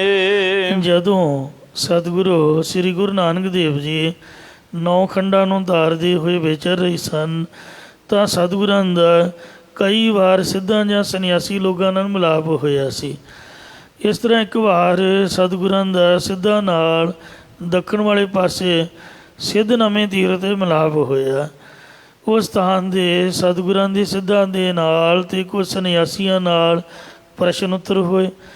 ਸਿੱਧ ਲੋਕ ਸਤਿਗੁਰਾਂ ਨੂੰ ਕਹਿਣ ਲੱਗੇ ਕਿ ਤੁਸੀਂ ਆਪਣੇ ਸਿੱਖਾਂ ਨੂੰ ਵੇਦਾਂ ਸ਼ਾਸਤਰਾਂ ਪੁਰਾਣਾਂ ਦੁਆਰਾ ਵੀ ਉਪਦੇਸ਼ ਦਿਆ ਕਰੋ। ਤਾਂ ਮਹਾਰਾਜ ਕਹਿੰਦੇ ਵੇਦ ਪੁਰਾਣ ਕਥੇ ਸੁਣੇ। ਵੇਦਾਂ ਦੇ ਪੁਰਾਣਾਂ ਨੂੰ ਕਥਨ ਕਰਨ ਵਾਲੇ ਅਤੇ ਸੁਣਨ ਵਾਲੇ, ਜਾਂ ਵੇਦਾਂ ਨੂੰ ਕਥਨ ਕਰਨ ਵਾਲੇ ਅਤੇ ਪੁਰਾਣਾਂ ਨੂੰ ਸੁਣਨ ਵਾਲੇ ਹਾਰੇ ਮੁਨੀ ਅਨੇਕਾਂ। ਅਣਗਿਣਤ ਮੋਨ ਧਾਰੀ ਹਾਰ ਚੁੱਕੇ ਹੰਭ ਚੁੱਕੇ, ਪਰ ਕਿਸੇ ਨੂੰ ਵੀ ਪਰਮੇਸ਼ਰ ਦੀ ਪ੍ਰਾਪਤੀ ਨਹੀਂ ਹੋਈ ਹੈ। 68 ਤੀਰਥ ਬਹੁ ਕਾਣਾ। ਬਹੁਤੇ ਪੁਰਖ 68 ਤੀਰਥਾਂ ਦੇ ਘਣਾ ਅਤਿਅੰਤ ਵਿਚਰ ਕੇ ਇਹ ਘਣਾ ਹਰਿਆਣਵੀ ਬੋਲੀ ਹੈ। ਬ੍ਰਹਮ ਥਾਕੇ ਭੇਖਾਂ। ਅਤੇ ਬਹੁਤੇ ਭੇਖਾਂ ਨੂੰ ਧਾਰਨ ਵਾਲੇ ਭਰਮ ਭਰਮ ਕੇ ਥੱਕ ਚੁੱਕੇ ਨੇ, ਪਰ ਪਰਮੇਸ਼ਰ ਦੀ ਪ੍ਰਾਪਤੀ ਨਹੀਂ ਹੋਈ। ਸਾਚੋ ਸਾਹਿਬ ਨਿਰਮਲੋ। ਜੋ ਸੱਚਾ ਮਾਲਕ ਪਰਮੇਸ਼ਰ ਮਾਇਆ ਦੀ ਮੈਲ ਤੋਂ ਰਹਿਤ ਹੈ। ਮਨ ਮਨ ਏਕਾ। ਜਿਸ ਦਾ ਉਹ ਸਿੱਖ ਵਿੱਚ ਮਨ ਚਿੱਤ ਮੰਨ ਜਾਵੇ ਉਹਨੂੰ ਉਹਦੇ ਸੱਚ ਸਰੂਪ ਦੀ ਪ੍ਰਾਪਤੀ ਹੁੰਦੀ ਹੈ। ਜੋ ਗੁਰਾਂ ਦੇ ਇੱਕ ਮੰਤਰ ਉਪਦੇਸ਼ ਦਾ ਮੰਨਣ ਕਰਦਾ ਉਹਦੇ ਹਿਰਦੇ ਵਿੱਚ ਉਜਲ ਸਰੂਪ ਸੱਚਾ ਮਾਲਕ ਪਰਮੇਸ਼ਰ ਪ੍ਰਗਟ ਹੁੰਦਾ ਹੈ। ਹੁਣ ਪਰਮੇਸ਼ਰ ਦੇ ਸਨਮੁਖ ਬੇਨਤੀ ਕਰਦੇ ਹਨ। ਤੂੰ ਅਜਰ ਅਜਰਾਵਰ ਅਮਰਤ। ਤੂੰ ਅਜਰਾਵਰ ਅਮਰਤ। ਹੇ ਪਰਮੇਸ਼ਰ ਤੂੰ ਅਜਰਾਵਰ ਦੇਵਤਿਆਂ ਤੋਂ ਵੀ ਵਰ ਸ੍ਰੇਸ਼ਟ ਹੈ, ਅਰ ਤੂੰ ਮਰਨ ਤੋਂ ਰਹਿਤ ਹੈ। ਸਭ ਚਾਲਣ ਹਾਰੀ। ਬਾਕੀ ਸਭ ਸ੍ਰਿਸ਼ਟੀ ਚਲੀ ਜਾਣ ਵਾਲੀ ਹੈ, ਅਰਥਾਤ ਇਹ ਦੇਵਤਿਆਂ ਨੂੰ ਅਜਰ ਬਿਰਧ ਅਵਸਥਾ ਤੋਂ ਰਹਿਤ ਮੰਨਿਆ। ਦਾੜੀ ਦੂੜੀ ਤਾਂ ਕਿਸੇ ਦੀ ਫੋਟੋ 'ਤੇ ਵੇਖੀ ਹੋਈ ਨਹੀਂ, ਅਤੇ ਦਾੜੀ ਤੋਂ ਹੀ ਬੰਦਾ ਜਾਪਦਾ ਉਹਨੂੰ ਕਾਲੀ ਕੁਲੀ ਕਰਕੇ ਫਿਰ ਜਵਾਨ ਬਣਦੇ ਨੇ, ਚੱਟੀ ਹੋ ਜਾਏ ਕਹਿੰਦੇ ਬੁੱਢਾ ਹੋ ਗਿਆ। ਤੋ ਉਹ ਤਾਂ ਉਹਨਾਂ ਦੀ ਆਉਂਦੀ ਹੋਈ ਨਹੀਂ ਹੈ, ਅਤੇ ਸਿਰ ਦੇ ਉੱਪਰ ਉਹਨਾਂ ਨੇ ਮੁਕਟ ਜਿਹਾ ਪਾਇਆ ਹੁੰਦਾ, ਪਤਾ ਵੀ ਨਹੀਂ ਲੱਗਦਾ ਵੀ ਕਿੰਨੀ ਕੁ ਉਮਰ ਹੈ। ਤੋ ਇਸ ਤਰ੍ਹਾਂ ਕਹਿੰਦੇ ਉਹ ਹੁੰਦੇ ਵੀ ਨਹੀਂ ਬੁੱਢੇ, ਬਸ ਉਹਨਾਂ ਦੀ ਉਮਰ ਲਿਖੀ ਹੁੰਦੀ ਹੈ ਕਿ ਇੰਨੇ ਸਾਲ ਇਹਨਾਂ ਨੇ ਇਸ ਦੇਹ ਦੇ ਵਿੱਚ ਰਹਿਣਾ ਹੈ। ਫੁੱਲਾਂ ਦੀ ਮਾਲਾ ਉਹਨੇ ਫੁੱਲ ਗਿਣ ਕੇ ਪਾਏ ਹੁੰਦੇ ਨੇ, ਸਾਲ ਬਾਅਦ ਇੱਕ ਫੁੱਲ ਸੁੱਕ ਜਾਂਦਾ। ਭਾਵ ਦੇਵਤੇ ਕਦੇ ਵੀ ਕਹਿੰਦੇ ਬੁੱਢੇ ਨਹੀਂ ਹੁੰਦੇ, ਆਪਣੀ ਆਜੂ ਪੂਰੀ ਹੋਣ ਤੱਕ ਨੌਜਵਾਨ ਰਹਿੰਦੇ ਨੇ।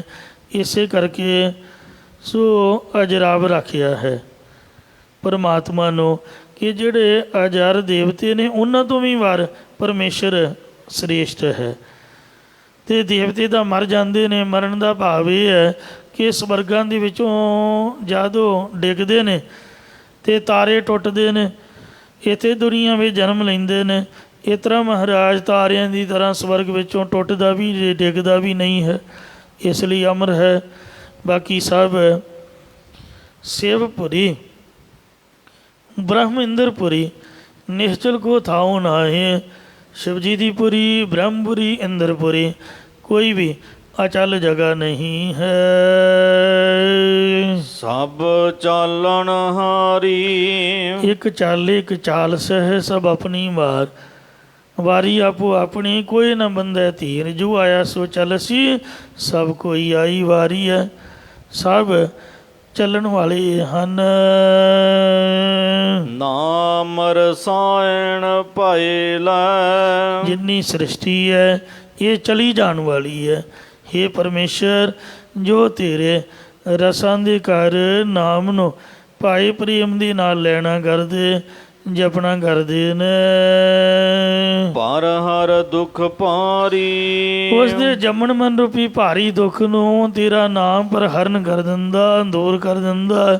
ਜਾਂ ਉਹਨੇ ਜੰਮਣ ਮਰਨ ਦੇ ਭਾਰੀ ਦੁੱਖ ਨੂੰ ਮੇਟ ਲਿਆ ਹੈ। ਰਹਾਉ ਵਿਸ਼ਰਾਮ ਦੇ ਕਰ ਫਰਮਾਉਂਦੇ ਨੇ।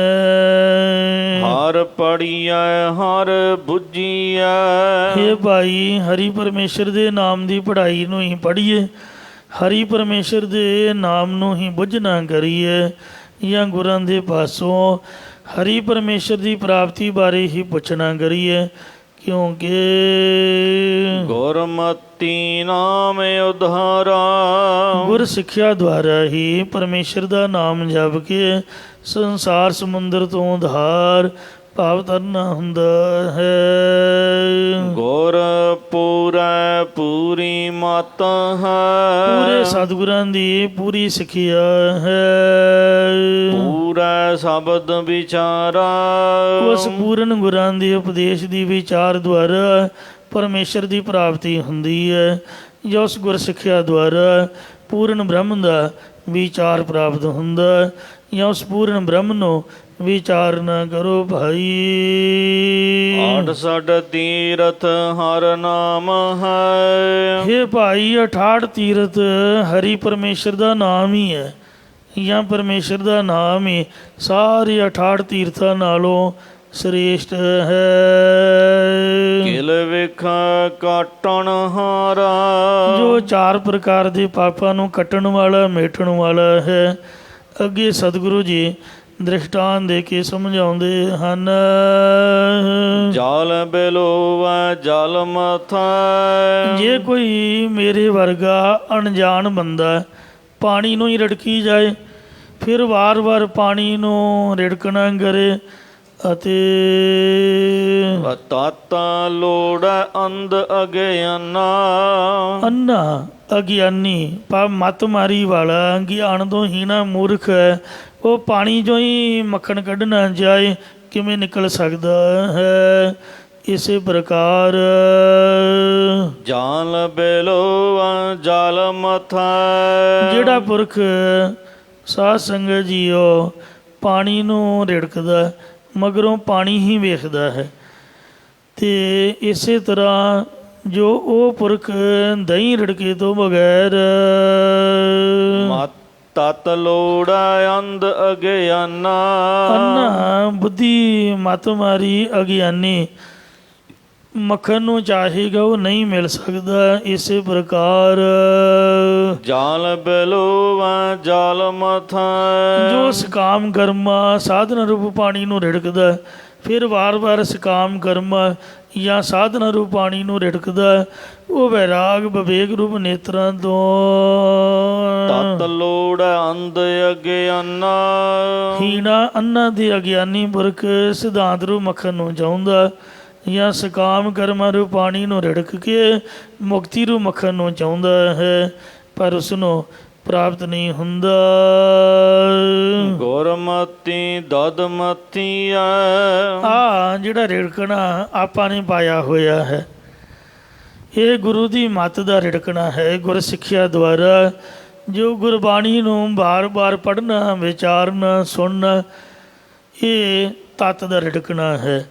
ਜਾਂ ਨਿਸ਼ਕਾਮ ਕਰਮ ਜੋ ਸੇਵਾ ਹੈ, ਨਿਸ਼ਕਾਮ ਕਰਮ ਰੂਪੀ ਦਹੀਂ ਨੂੰ ਰਿੜਕਣਾ ਕਰੀਏ ਤਾਂ ਫਿਰ ਹੀ ਅੰਮ੍ਰਿਤ ਪਾਈਐ ਨਾਮ ਨਿਧਨਾ। ਨਾਮ ਰੂਪ ਖਜ਼ਾਨਾ ਬਾ ਕੇ ਬ੍ਰਹਮਾਨੰਦ ਰੂਪ ਅੰਮ੍ਰਿਤ ਪਾਉਣਾ ਕਰੀਦਾ, ਜਾਂ ਮ੍ਰਿਤੂ ਤੋਂ ਰਹਿਤ ਹੋਣ ਵਾਲਾ ਨਾਮ ਰੂਪ ਖਜ਼ਾਨਾ ਇਹ ਪਾ ਲਈਦਾ ਹੈ। ਮਨ ਮੁਖ ਤਤ ਨਾ ਜਾਣਨੀ। ਆਪਾਂ ਅਨਭੋਲ ਹੀ ਨੰਨਾ ਪਹਿਲਾਂ ਤੇ ਨਾਣਾ ਬਾਅਦ ਵਿੱਚ ਲਾ ਦਿੰਦੇ ਆ, ਪਾਠ ਕਰਦੇ ਹਾਂ ਜਾਣਨੀ, ਪਰ ਹੈ ਨਾਣਾ ਹੈ ਜਾਣਨੀ। ਸੋ ਜਿਹੜੇ ਮਨਮੁਖ ਪੁਰਖ ਤਤ ਸਿਧਾਂਤ ਸਰੂਪ ਪਰਮੇਸ਼ਰ ਨੂੰ ਜਾਣਨਾ ਨਹੀਂ ਕਰਦੇ ਹਨ, ਪਸੂ ਮਾਹੇ ਸਮਾਨਾ। ਉਹ ਮਨੁੱਖਾ ਦੇਹ ਨੂੰ ਭੋ ਕੇ ਪਸ਼ੂਆਂ ਦੀ ਦੇਹ ਦੇ ਵਿੱਚ ਸਮਾ ਜਾਂਦੇ ਨੇ। ਅਰਥਾਤ ਪਸ਼ੂਆਂ ਵਿੱਚ ਇੱਕ ਕੋਤਲ ਪਸ਼ੂ ਹੁੰਦੇ ਨੇ ਜਿਨ੍ਹਾਂ ਨੂੰ ਖੜਿਆਂ ਨੂੰ ਹੀ ਚਾਰਾ ਚਾਰਿਆ ਜਾਂਦਾ, ਜੋ ਦੂਜੇ ਪਸ਼ੂਆਂ ਲਈ ਖੋਤੇ ਖੱਚਰ ਆਦਿਕ ਚਾਰਾ ਢੋਣ ਦੇ ਕੰਮ ਆਉਂਦੇ ਨੇ, ਉਹ ਸਮਾਨ ਪਸ਼ੂ ਹੁੰਦੇ ਨੇ। ਇਸੇ ਪ੍ਰਕਾਰ ਜੀਵ ਰੂ ਪਸ਼ੂ ਸਮਾਨ ਪਸ਼ੂਆਂ ਵਾਂਗ ਕੋਤਲ ਪਸ਼ੂ ਦੇ ਵਹਤ ਆਪਣੀ ਇਸਤਰੀ ਅਤੇ ਪੁੱਤਰਾਂ ਆਦਿਕ ਨੂੰ ਧਨ ਪਦਾਰਥ ਲਿਆ ਕੇ ਖਮਾਉਂਦਾ ਹੈ, ਜਿਸ ਕਰਕੇ ਢੋਰ ਪਸ਼ੂ ਦੀ ਤਰ੍ਹਾਂ ਹੈ। ਉਹ ਤਾਂ ਘਰ ਬੈਠੇ ਆਨੰਦ ਲੈਂਦੇ ਨੇ ਅਤੇ ਇਹ ਢੋ ਮਰ ਜਾਂਦਾ, ਥੱਕ ਜਾਂਦਾ ਜਦੋਂ ਸੁੱਖ ਲੈਣ ਦਾ ਵੇਲਾ ਹੁੰਦਾ। ਤੂੰ ਤਾਂ ਬੁੱਢਾ ਹੋ ਗਿਆ, ਤੇਰੀ ਮੱਤ ਮਾਰੀ ਗਈ, ਤੂੰ ਬਾਬਾ ਚੁੱਪ ਰਹੋ, ਡਿਊਟੀ 'ਚ ਮੰਜਾ ਢਾ ਦੇਣਾ, ਤੂੰ ਨਹੀਂ ਬੋਲਣਾ, ਸਾਡੇ ਕੰਮ 'ਚ ਐਡਵਾਂਸ ਦੁਨੀਆ ਹੈ, ਝਾਟੀ ਸਭ ਕੁਛ ਬਦਲ ਜਾਂਦਾ। ਆ ਸਾਡੇ ਵੇਖਦਿਆਂ ਵੇਖਦਿਆਂ ਬੜਾ ਕੁਛ ਹੋ ਗਿਆ। ਤੋ ਇਸ ਤਰ੍ਹਾਂ ਇਹ ਢੋ ਕੇ ਹੰਬ ਜਾਂਦਾ ਹੈ। ਬਾਹੋ ਪਰ ਪੰਜ ਕਰ ਪਰ ਧਨ ਲਿਆਵੇ, ਸੁਤ ਦਾਰ ਪੈ ਆਨ ਲੁਟਾਵੇ, ਮਨ ਮੇਰੇ ਭੂਲੇ ਕਪਟ ਨਾ ਕੀਜੈ, ਅੰਤ ਨਵੇਰਾ ਤੇਰੇ ਜੀ ਪੈ ਲੀਜੈ। ਇਸ ਤਰ੍ਹਾਂ ਕਰਤੂਤ ਪਸ਼ੂ ਕੀ ਮਾਨਸ ਜਾਤ, ਜਿਸ ਤਰ੍ਹਾਂ ਖੋਤੇ ਖੱਚਰ ਬਲਦ ਗੱਡੀਆਂ ਦੇ ਰੇਹੜੀਆਂ ਦੇ ਦੁਧਾਰੂ ਪਸ਼ੂਆਂ ਦਾ ਦਾਣਾ ਫੱਕਾ ਪੱਠੇ ਦਿੱਤੇ ਤੋਂ ਢੋਂਦੇ ਰਹਿੰਦੇ ਨੇ, ਇੰਝ ਇਹ ਭਾਰ ਢੋਣ ਕਰਕੇ ਪਸ਼ੂ ਆਖਿਆ ਵੀ ਆਪਦੇ ਬੱਚਿਆਂ ਬਾਰੇ ਹੀ ਸੋਚਦਾ ਹੈ, ਕਦੀ ਸੇਵਾ ਸਿਮਰਨ ਪਰਉਪਕਾਰ ਦੇ ਵਿੱਚ ਚਿੱਤ ਨਹੀਂ ਜੋੜਿਆ ਹੈ। ਇਸ ਲਈ ਪਾਤਸ਼ਾਹ ਕਹਿੰਦੇ ਪਸ਼ੂ ਮਾਹੇ ਸਮਾਨਾ। ਜਿਉਂਦਾ ਵੀ ਪਸ਼ੂਆਂ ਦੇ ਸਰੀਰ ਸਮਾਇਆ ਹੋਇਆ ਅਤੇ ਮਰਨ ਤੋਂ ਬਾਅਦ ਵੀ ਪਸ਼ੂਆਂ ਦੇ ਵਿੱਚ ਸਮਾ ਜਾਵੇਗਾ। ਹਉਮੈ ਮੇਰਾ ਮਰੀ ਮਰ। ਜੀਵ ਦੇਹ ਦੀ ਹਉਮੈ, ਪਦਾਰਥਾਂ ਦੀ ਮੇਰ, ਹੰਗਤਾ ਮਮਤਾ ਰੋਗ ਮਰੀ ਦੀ ਬਿਮਾਰੀ ਕਰਕੇ ਮਰ ਰਹੇ ਨੇ, ਜਾਂ ਹੰਗਤਾ ਮਮਤਾ ਦੇ ਕਾਰਨ ਮੌਤ ਕਰਕੇ ਮਰਦੇ ਹਨ। ਇੰਝ ਮਾਰ ਜੰਮੈ ਵਾਰੂ ਵਾਰ। ਮੌਤ ਦੇ ਮਾਰੇ ਹੋਏ ਮਰਦੇ ਨੇ, ਵਾਸ਼ਨਾ ਦੇ ਬੱਧੇ ਹੋਏ ਜੰਮਦੇ ਰਹਿੰਦੇ ਨੇ, ਅਤੇ ਬਾਰ ਦੁਨੀਆ 84 ਲੱਖ ਜੂਨਾਂ 'ਚ ਆਉਂਦੀ ਜਾਂਦੀ ਰਹਿੰਦੀ ਹੈ, ਜਾਂ ਜੂਨਾਂ ਰੂਪ ਦਰਾਂ 'ਚ ਭਟਕਦੇ ਰਹਿੰਦੇ, ਭਾਵ ਕਦੇ ਕਿਸੇ ਜੂਨ 'ਚ ਕਦੇ ਕਿਸੇ ਜੂਨ 'ਚ ਪੈ ਜਾਂਦੇ ਨੇ। ਗੁਰ ਕੈ ਸ਼ਬਦੇ ਜੇ ਮਰੈ। ਜੇਕਰ ਜੀਵ ਗੁਰਾਂ ਦੇ ਉਪਦੇਸ਼ ਦੀ ਕਮਾਈ ਕਰਕੇ ਜੀਵਤ ਭਾਵ ਤੋਂ ਮਰ ਜਾਣ, ਫਿਰ ਮਰੈ ਨ ਦੂਜੀ ਵਾਰ। ਤਾਂ ਫਿਰ ਮੁੜ ਕੇ ਦੂਸਰੀ ਵਾਰ ਜੂਨਾਂ 'ਚ ਪੈ ਕੇ ਮਰਨਾ ਨਹੀਂ ਹੁੰਦਾ, ਭਾਵ ਮੁੜ ਕੇ ਜੰਮਣਾ ਮਰਨਾ ਨਹੀਂ ਪੈਂਦਾ। ਗੁਰਮਤਿ ਜਗ ਜੀਵਨ ਮਨ ਵਸੈ। ਗੁਰ ਸਿੱਖਿਆ ਦੁਆਰਾ ਜਗਤ ਦਾ ਜੀਵਨ ਨੂੰ ਪਰਮੇਸ਼ਰ ਦਾ ਨਾਮ ਜਿਸ ਦੇ ਮਨ ਜਿਸ ਦੇ ਹਿਰਦੇ ਵਿੱਚ ਵਸ ਜਾਵੇ। ਸਭ ਕੁਲ ਉਦਾਹਰਣ ਹਾਰ। ਉਹ ਆਪਣੀਆਂ ਸਾਰੀਆਂ ਕੁਲਾਂ ਦੀ ਉਧਾਰ ਕਰਨ ਵਾਲਾ ਹੋ ਜਾਂਦਾ ਹੈ। ਇਉਂ ਪਰਮੇਸ਼ਰ ਸਾਰੀ ਦੇਵੀ ਕੁਲ ਦਾ ਆਸੁਰੀ ਸੰਪਦਾ ਤੋਂ ਛੁਡਾ ਕੇ ਉਧਾਰ ਕਰਨ ਵਾਲਾ ਹੈ। ਸੱਚਾ ਵਖਰ ਨਾਮ ਹੈ। ਵਖਰ ਕਹਿੰਦੇ ਨੇ ਲਾਭਦਾਇਕ ਸੌਦੇ ਨੂੰ। ਸੱਚਾ ਜਿਹੜਾ ਲਾਭਦਾਇਕ ਸੌਦਾ ਹੈ ਉਹ ਭਾਈ ਪਰਮੇਸ਼ਰ ਦਾ ਨਾਮ ਹੀ ਹੈ। ਸੱਚਾ ਵਪਾਰਾ। ਅਤੇ ਇਸ ਦਾ ਵਣਜ ਵੀ ਸੱਚਾਈ ਹੈ। ਇਸ ਲਈ ਮਹਾਰਾਜ ਨੇ ਆਖਿਆ ਸੱਚ ਵਪਾਰ ਕਰੋ ਵਪਾਰੀ, ਦਰਗਹਿ ਨਿਭੈ ਖੇਪ ਤੁਮਾਰੀ। ਇਹਦਾ ਤਨ ਮਨ ਧਨ ਦੇ ਕੇ ਆਪਣਾ ਦੇ ਹੋਰਨਾਂ ਨੂੰ ਜਪਾਉਣ ਰੂਪ ਵਪਾਰ ਵੀ ਸੱਚਾ ਹੈ। ਲਾਹ ਨਾਮ ਸੰਸਾਰ ਇਹ ਹੈ। ਭਾਈ ਇਹ ਸੰਸਾਰ ਵਿੱਚ ਜਗਤ ਵਿੱਚ ਹੋਰ ਕਿਸੇ ਚੀਜ਼ ਤੋਂ ਵੀ ਪ੍ਰੋਫਿਟ ਨਹੀਂ ਮਿਲਦਾ, ਪਰਮੇਸ਼ਰ ਦੇ ਨਾਮ ਜਪਣ ਦਾ ਹੀ ਅਸਲੀ ਲਾਭ ਹੈ। ਗੁਰਮਤਿ ਵਿਚਾਰਾ ਇਸ ਲਈ ਗੁਰ ਸਿੱਖਿਆ ਦੁਆਰਾ ਇਹਨੂੰ ਵਿਚਾਰਨਾ ਕਰੋ, ਭਾਵ ਆਪਣੇ ਹਿਰਦੇ ਵਿੱਚ ਵਸਾਉਣਾ ਕਰੋ, ਜੋ ਗੁਰ ਸਿੱਖਿਆ ਦੁਆਰਾ ਹੀ ਹਿਰਦੇ ਵਿੱਚ ਵਿਚਾਰਿਆ ਜਾਂਦਾ ਹੈ। ਨਿਤ ਟੋਟਾ ਸੰਸਾਰਾ ਦੂਜੈ ਪਾਏ ਕਾਰ ਕਮਾਵਣੀ। ਜੋ ਦ્વੈਤ ਭਾਵ ਵਾਲੀ ਕਾਰ ਕਮਾਉਣੀ ਹੈ। ਨਿਤ ਟੋਟਾ ਸੰਸਾਰਾ ਇਸ ਦੇ ਨਾਲ ਜਗਤ ਵਿੱਚ ਨਿਤਾ ਪ੍ਰਤੀ ਘਾਟਾ ਹੀ ਘਾਟਾ ਹੈ।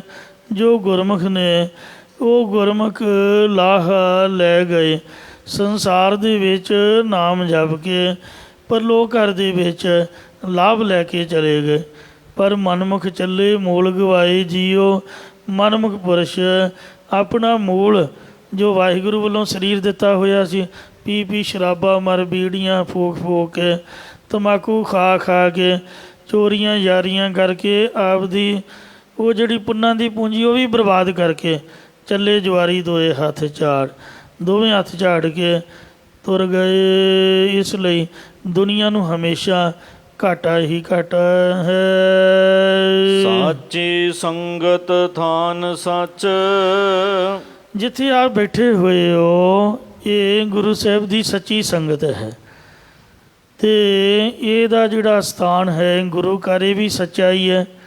ਜਾਂ ਜਿਨ੍ਹਾਂ ਨੂੰ ਗੁਰੂ ਸਾਹਿਬ ਦੀ ਸੱਚੀ ਸੰਗਤ ਦੁਆਰਾ ਸੱਚਾ ਤੁਰੀਆ ਪਦ ਰੂਪੀ ਅਸਥਾਨ ਪ੍ਰਾਪਤ ਹੋਇਆ ਹੈ। ਸੱਚੇ ਘਰ ਬਾਰਾ ਉਹਨਾਂ ਦਾ ਸਰੀਰ ਰੂਪੀ ਘਰ ਤੇ 12 ਇੰਦਰੀਏ ਸੱਚੇ ਵਿੱਚ ਜੁੜੇ ਹੋਏ ਹਨ। ਇਸੇ ਪ੍ਰਕਾਰ ਸਾਚੀ ਸੰਗਤ ਥਾਨ ਸੱਚ।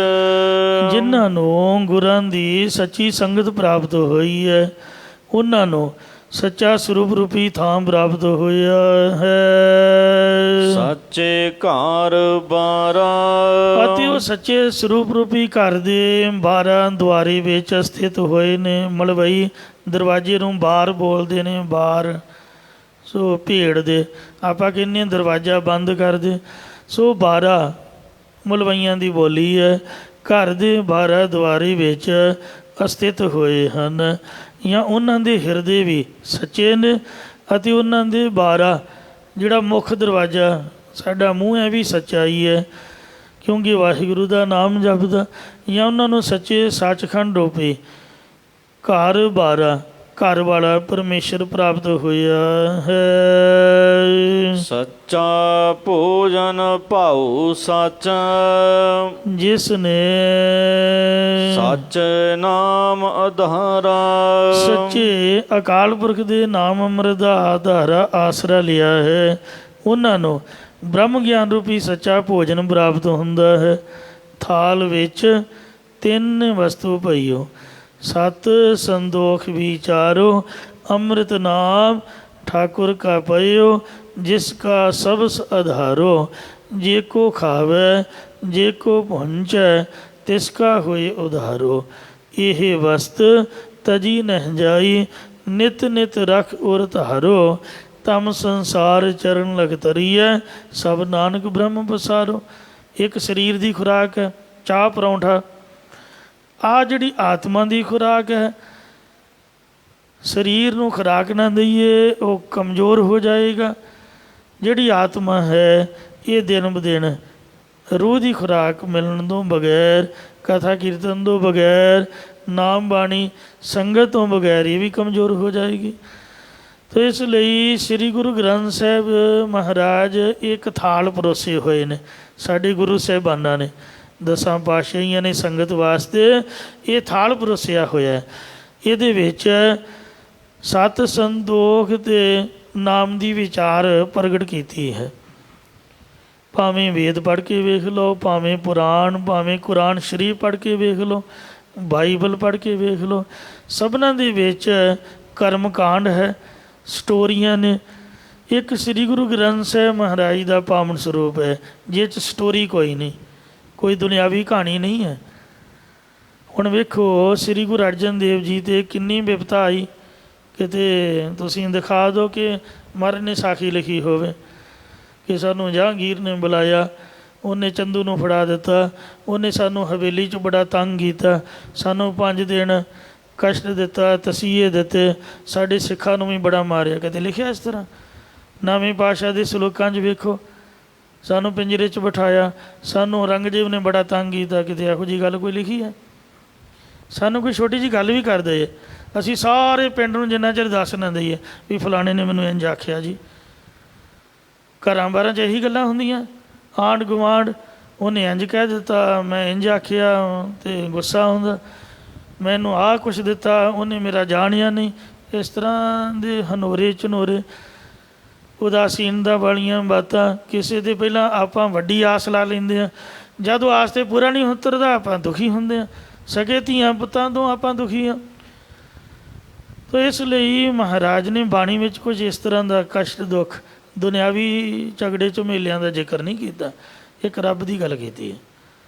ਲੋਹ ਪਿੰਜਰੇ ਵਿੱਚ ਬੈਠ ਕੇ ਵੀ ਬਾਲ ਜਵਾਨੀ ਅਰ ਬਿਰਧ ਫੁਣ 3 ਅਵਸਥਾ ਜਾਣ। ਆ ਵੇਖੋ 3 ਪੱਖੇ ਚੱਲ ਰਹੇ ਨੇ, ਅਸੀਂ ਫਿਰ ਵੀ ਗਰਮੀ ਖਹਿੜਾ ਨਹੀਂ ਛੱਡਦੀ। ਇਹੋ ਜਿਹੀ ਸਟੇਜ 'ਤੇ ਸੋਹਣੀਆਂ ਬੜੀਆਂ ਲਾਈਟਾਂ ਲੱਗੀਆਂ, ਕਿਆ ਸੋਹਣਾ ਮੌਸਮ ਹੈ। ਇੱਥੇ ਤਾਂ ਨਾਮ ਦੀਆਂ ਗੱਲਾਂ ਕਰਨੀਆਂ ਸੌਖੀਆਂ ਨੇ, ਪਰ ਜਦ ਬੰਦੇ ਦੇ ਸਿਰ 'ਤੇ ਪੈਂਦੀ ਆ ਪਤਾ ਉਦੋਂ ਲੱਗਦਾ, ਜਦੋਂ ਧੀ ਪੁੱਤ ਬਿਮਾਰ ਹੋ ਜਾਂਦਾ, ਡਾਕਟਰ ਆ ਕੇ ਰੋਈਦਾ ਵੀ ਇਹਨੂੰ ਠੀਕ ਕਰ ਦਿਓ, ਉਦੋਂ ਨਹੀਂ ਕੁਛ ਵੀ ਚੇਤੇ ਰਹਿੰਦਾ ਵੀ ਅਰਦਾਸ ਕਰੀਏ ਜਾਂ ਸੁਖਮਨੀ ਸਾਹਿਬ ਪੜ੍ਹੀਏ। ਅਤੇ ਇਸ ਵਾਸਤੇ ਬਿਪਤਾ ਪੈਂਦੀ ਹੈ, ਬੰਦੇ ਦਾ ਦਿਮਾਗ ਭੌਂ ਜਾਂਦਾ, ਕਈ ਤਾਂ ਮੈਂਟਲੀ ਹੋ ਜਾਂਦੇ ਵਿਚਾਰੇ ਚਿੰਤਾ ਦੇ ਵਿੱਚ।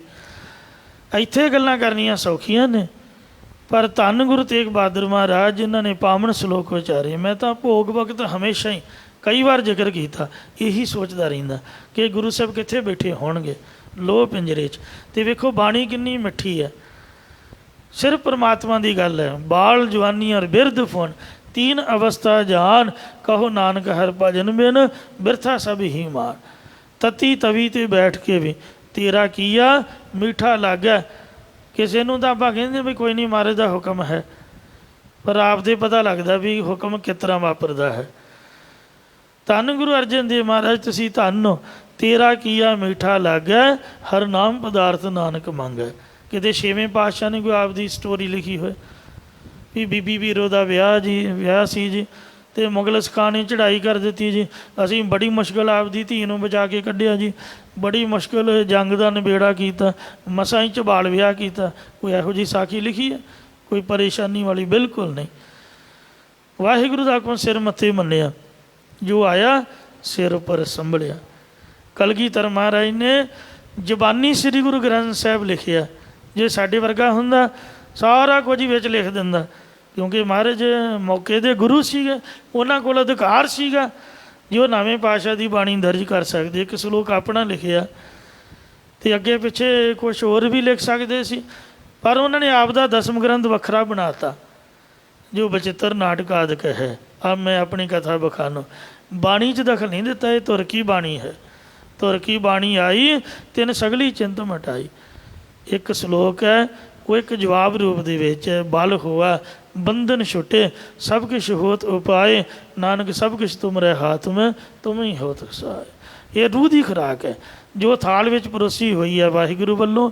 ਜਿੰਨਾ ਮਰਜ਼ੀ ਕੋਈ ਖਾਵੇ ਵਰਤਾਵੇ, ਇਹਦੇ 'ਚ ਘਾਟਾ ਨਹੀਂ ਆਉਂਦਾ, ਅਤੇ ਹੋਰ ਦੀ ਹੋਰ ਭੁੱਖ ਲੱਗਦੀ ਹੈ। ਸਾਚੇ ਨਾਮ ਕੀ ਲਾਗੈ ਭੂਖ, ਅਤੇ ਮਨ ਜਿਹੜਾ ਹੈ ਉਹ ਤ੍ਰਿਪਤ ਹੋ ਕੇ ਰੱਜ ਜਾਂਦਾ ਹੈ। ਐਸਾ ਹੀ ਮਹਾਰਾਜ ਦਾ ਸੱਚਾ ਭੋਜਨ ਹੈ। ਸੱਚੇ ਪ੍ਰੇਮ ਦੇ ਨਾਲ ਜਿਹੜਾ ਸਕਦਾ ਸੱਚੇ ਨਾਮ ਦਾ, ਉਹਦੇ ਹਿਰਦੇ 'ਚ ਪ੍ਰਕਾਸ਼ ਹੋ ਜਾਂਦਾ। ਸੱਚੇ ਨਾਮ ਦਾ ਆਸਰਾ ਜਿਨ੍ਹਾਂ ਨੇ ਲਿਆ ਹੈ, ਉਹਨਾਂ ਭੋਜਨ ਛਕ ਕੇ ਤ੍ਰਿਪਤੀ ਪਾਈ ਹੈ। ਸੱਚੀ ਬਾਣੀ ਸੰਤੋਖਿਆ, ਉਹਨਾਂ ਦੀ ਸੱਚੀ ਬਾਣੀ, ਸੱਚੀ ਸਰੂਪ ਦੀ ਸਖਿਆਤਤਾ ਵਾਲੀ ਬਾਣੀ ਦੁਆਰਾ ਚਿੱਤ ਸੰਤੁਸ਼ਟ ਹੋਇਆ ਹੈ। ਸੱਚਾ ਸ਼ਬਦ ਵਿਚਾਰਾ ਅਤੇ ਸੱਚੇ ਬ੍ਰਹਮ ਦੀ ਪ੍ਰਾਪਤੀ ਵਾਲਾ ਵਿਚਾਰ ਪ੍ਰਾਪਤ ਹੋਇਆ ਹੈ। ਜਾਂ ਸੱਚਾ ਬ੍ਰਹਮ ਪ੍ਰਾਪਤ ਹੋਇਆ, ਵਿਚਾਰ ਨਾ ਕਰੋ। ਜਾਂ ਉਹਨਾਂ ਨੇ ਗੁਰਾਂ ਦਾ ਸੱਚਾ ਉਪਦੇਸ਼ ਵਿਚਾਰ ਨਾ ਕੀਤਾ ਹੈ। ਰਸ ਭੋਗਣ ਪਾਤਸ਼ਾਹੀਆ ਜੋ ਪੁਰਖ ਪਾਤਸ਼ਾਹੀਆਂ ਦੀ ਰਸਾਂ ਨੂੰ ਮੰਨਣ ਵਿੱਚ ਫਸੇ ਰਹਿੰਦੇ ਨੇ, ਦੁਖ ਸੁਖ ਸੰਘਾਰਾ ਉਹਨਾਂ ਪੁਰਖਾਂ ਦਾ ਰਸਾਂ ਨੂੰ ਭੋਗਣ ਕਰਕੇ ਦੁੱਖ ਸੁੱਖ ਦੇ ਵਿੱਚ ਹੀ ਮਰਨਾ ਹੁੰਦਾ। ਭਾਵ ਕਈ ਬਹੁਤੇ ਸੁੱਖ ਜਾਂ ਖੁਸ਼ੀ ਕਰਕੇ ਦਿਲ ਦਾ ਦੌਰਾ ਪੈਣ ਨਾਲ ਵੀ ਮਰ ਜਾਂਦੇ। ਜੋ ਪਾਤਸ਼ਾਹੀਆਂ ਦੀ ਰਸਾਂ ਨੂੰ ਭੋਗਣਾ ਕਰਦੇ, ਉਹਨਾਂ ਨੂੰ ਦੁੱਖਾਂ ਸੁੱਖਾਂ ਦਾ ਸੰਕਟ ਭਾਵ ਸਮੁਦਾਇ ਪ੍ਰਾਪਤ ਹੁੰਦਾ, ਜਾਂ ਉਹਨਾਂ ਦਾ ਦੁੱਖ ਸੁੱਖ ਵਿੱਚ ਹੀ ਸੰਘਾਰ ਹੁੰਦਾ। ਜਾਂ ਸੰਸਾਰੀ ਪਾਤਸ਼ਾਹੀਆਂ ਦੀ ਰਸ ਮੰਨਣ ਨਾਲ ਜੀਵਾਂ ਦਾ ਦੁੱਖਾਂ ਸੁੱਖਾਂ ਵਿੱਚ ਸੰਘਾਰ ਹੁੰਦਾ ਹੈ। ਮੋਟਾ ਨਾਉ ਧਰਾਈਐ ਜੇਕਰ ਸੰਸਾਰੀ ਵਡਿਆਈ ਦੇ ਵਾਸਤੇ ਆਪਣਾ ਨਾਮ ਮੋਟਾ ਵੱਡਾ ਸਾਰਾ ਲੰਬਾ ਚੌੜਾ ਨਾਮ ਰਖਾ ਦਈਏ। ਪੁਰਾਣੇ ਨਾਮ ਹੁੰਦੇ ਸੀ ਬਾਬਾ ਤਾਰੂ ਸਿੰਘ ਜੀ, ਭਾਈ ਖੜਕ ਸਿੰਘ ਜੀ, ਬਾਬਾ ਦੀਪ ਸਿੰਘ ਜੀ, ਕੇਵਲ 2-2 ਅੱਖਰਾਂ ਵਾਲੇ। ਸਾਡੇ ਨਾਮ ਨੇ 10-10 ਅੱਖਰਾਂ ਵਾਲੇ, ਲਿਖਣੇ ਵੀ ਔਖੇ ਪੜ੍ਹਨੇ ਵੀ ਔਖੇ। ਅਤੇ ਉਹਦੇ ਨਾਲ ਹੋਰ ਡਿਗਰੀਆਂ ਲਾਈਆਂ ਹੁੰਦੀਆਂ। ਕਈਆਂ ਮੂਰਖਾਂ ਨੇ ਆਪਦੇ ਨਾਮ ਵਾਲ ਆਪ ਹੀ ਤਖੱਲਸ ਦੇ ਆਪੇ ਡਿਗਰੀ ਲਾਈ ਹੁੰਦੀ ਹੈ। ਅਤੇ ਮੈਨੂੰ ਪਹਿਲਾਂ ਪਤਾ ਨਹੀਂ ਹੁੰਦਾ ਸੀ, ਮੈਂ ਕਿਹਾ ਵੀ ਇਹ ਡਾਕਟਰ ਹੈ। ਉਹ ਡਾਕਟਰ PhD ਵਾਲੇ ਨੂੰ ਵੀ ਕਹਿੰਦੇ ਨੇ, ਬਾਅਦ 'ਚ ਪਤਾ ਲੱਗਾ ਡਾਕਟਰੇਟ ਦੀ ਵੀ ਡਿਗਰੀ ਹੁੰਦੀ। ਉਹ ਦਵਾਈਆਂ ਵਾਲੇ ਵੱਖਰੇ ਡਾਕਟਰ ਹੁੰਦੇ ਨੇ। ਕੀਤਾ ਕੁਤਾ ਕੁਛ ਵੀ ਨਹੀਂ। ਅਤੇ ਪ੍ਰੋਫੈਸਰ, ਭਾਵੇਂ ਬੱਚਾ ਇੱਕ ਵੀ ਊੜਾ ਅੱਖਰ ਬਣਾ ਸਿਖਾਇਆ ਹੋਵੇ ਉਹਨੂੰ, ਅਤੇ ਨਾਂ ਲਾ ਲੈਣਾ ਪ੍ਰੋਫੈਸਰ। ਤੋ ਇਸ ਤਰ੍ਹਾਂ ਮੋਟਾ ਸਾਰਾ ਵੱਡਾ ਸਾਰਾ ਨਾਮ ਰਖਾ ਲੈਣਾ ਸੌਖਾ। ਗਲ ਔਗਣ ਭਾਰਾ ਗਲ ਦੇ ਵਿੱਚ ਗੁਨਾਹਾਂ ਦਾ ਭਾਰ ਹੀ ਪੈਂਦਾ। ਟਿਊਸ਼ਨਾਂ ਵਾਲੇ ਬੱਚਿਆਂ ਦੇ ਉੱਪਰ ਬੁਰੀ ਨਿਗਾਹ ਕਰਦੇ ਨੇ ਟੀਚਰ।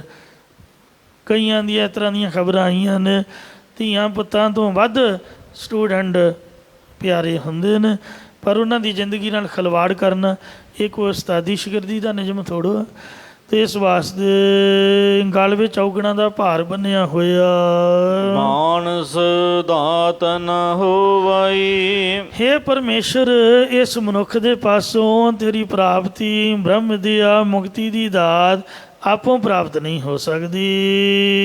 ਤੂੰ ਦਾਤਾ ਸਾਰਾ ਕੇਵਲ ਤੂੰ ਹੀ ਪੂਰਨ ਦਾਤਾ, ਸਾਰਿਆਂ ਨੂੰ ਦਾਤਾਂ ਦੇ ਕੇ ਤ੍ਰਿਪਤ ਕਰਨੇ ਵਾਲਾ ਹੈ। ਅਗਮ ਅਗੋਚਰ ਤੂੰ ਤਾਣੀ ਹੇ ਪਰਮੇਸ਼ਰ, ਤੂੰ ਮਨ ਦੀ ਗਮਦਾ ਤੋਂ ਰਹਿਤ, ਇੰਦਰੀਆਂ ਦੀ ਅਵਿਸ਼ੇ, ਤੇ ਤੂੰ ਹੀ ਸਾਰਿਆਂ ਦਾ ਮਾਲਕ ਹੈ। ਅਵਗਤ ਅਪਾਰਾ ਪਰ ਤੂੰ ਹੀ ਵਿਅਕਤੀਗਤ ਤੋਂ ਰਹਿਤ ਹੈ, ਜਾਂ ਗਿਆਨ ਸਰੂਪ ਹੈ, ਜਾਂ ਵਿਸ਼ੇਸ਼ ਕਰਕੇ ਪ੍ਰਾਪਤ ਸਰੂਪ ਹੈ, ਔਰ ਪ੍ਰਕਿਰਤੀ ਦੇ ਪਾਰਾਵਾਰ ਤੋਂ ਰਹਿਤ ਹੈ। ਗੁਰ ਸ਼ਬਦੀ ਦਰ ਜੋਈਆ ਹੇ ਪਰਮੇਸ਼ਰ, ਗੁਰ ਉਪਦੇਸ਼ ਦੀ ਕਮਾਈ ਕਰਕੇ ਤੇਰੇ ਪ੍ਰਾਪਤੀ ਵਾਲੇ ਗਿਆਨ ਰੂਪ ਦਰਵਾਜ਼ੇ ਨੂੰ ਦੇਖੀਦਾ ਹੈ। ਮੁਕਤੇ ਭੰਡਾਰਾ ਜਿਸ ਕਰਕੇ ਮੁਕਤੀ ਦਾ ਖਜ਼ਾਨਾ ਮਿਲ ਜਾਂਦਾ ਹੈ। ਹੇ ਪ੍ਰਭੂ, ਗੁਰਾਂ ਦੇ ਸ਼ਬਦ ਦੁਆਰਾ ਹਿਰਦੇ ਦੇ ਅੰਦਰ ਹੀ ਤੈਨੂੰ ਮੁਕਤੀਆਂ ਦੇ ਖਜ਼ਾਨੇ ਨੂੰ ਦੇਖੀਦਾ। ਜਾਂ ਹੇ ਪਰਮੇਸ਼ਰ, ਗੁਰ ਉਪਦੇਸ਼ ਦੀ ਕਮਾਈ ਕਰਕੇ ਤੇਰੇ ਸਤਸੰਗਤ ਰੂਪੀ ਦਰ ਦੁਆਰਾ ਤੈਨੂੰ ਦੇਖੀਦਾ ਅਤੇ ਮੁਕਤ ਰੂਪ ਖਜ਼ਾਨੇ ਨੂੰ ਪ੍ਰਾਪਤ ਕਰੀਦਾ ਹੈ। ਨਾਨਕ ਮੇਲ ਨ ਚੁਕਾਈ ਸਤਿਗੁਰੂ ਜੀ ਕਥਨ ਕਰਦੇ ਕਿ ਹੇ ਪਰਮੇਸ਼ਰ, ਉਹਨਾਂ ਦਾ ਤੇਰੇ ਨਾਲੋਂ ਕਦੇ ਵੀ ਮਿਲਾਪ ਨਹੀਂ ਚੁੱਕਿਆ ਜਾਂਦਾ।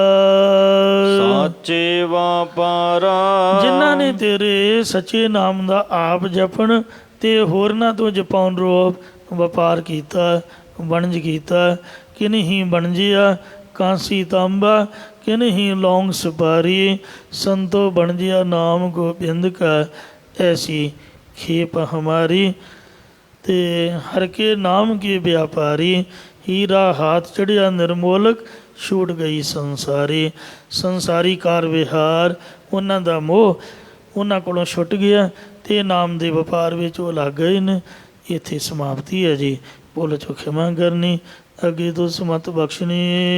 ਗੁਰ ਸ਼ਬਦੀ ਦਰ ਜੋਈਐ ਮੁਕਤੇ ਭੰਡਾਰਾ ਨਾਨਕ ਮੇਲਨ ਚੋਕਾਈ ਸਾਚੇ ਵਾਮਾਰਾ। ਵਾਹਿਗੁਰੂ ਜੀ ਕਾ ਖਾਲਸਾ ਵਾਹਿਗੁਰੂ ਜੀ ਕੀ ਫਤਿਹ। ਰਾਮ ਗਲੀ ਮਹੱਲਾ ਤੀਜਾ। ਆਨੰਦ ਕੋ ਅੰਗਾਰ ਸਤਿਗੁਰ ਪ੍ਰਸਾਦ। ਸਾਧ ਆਨੰਦ ਬਹਿਆ ਮੇਰੀ ਮਾਏ ਸਤਿਗੁਰੂ ਪਾਇਆ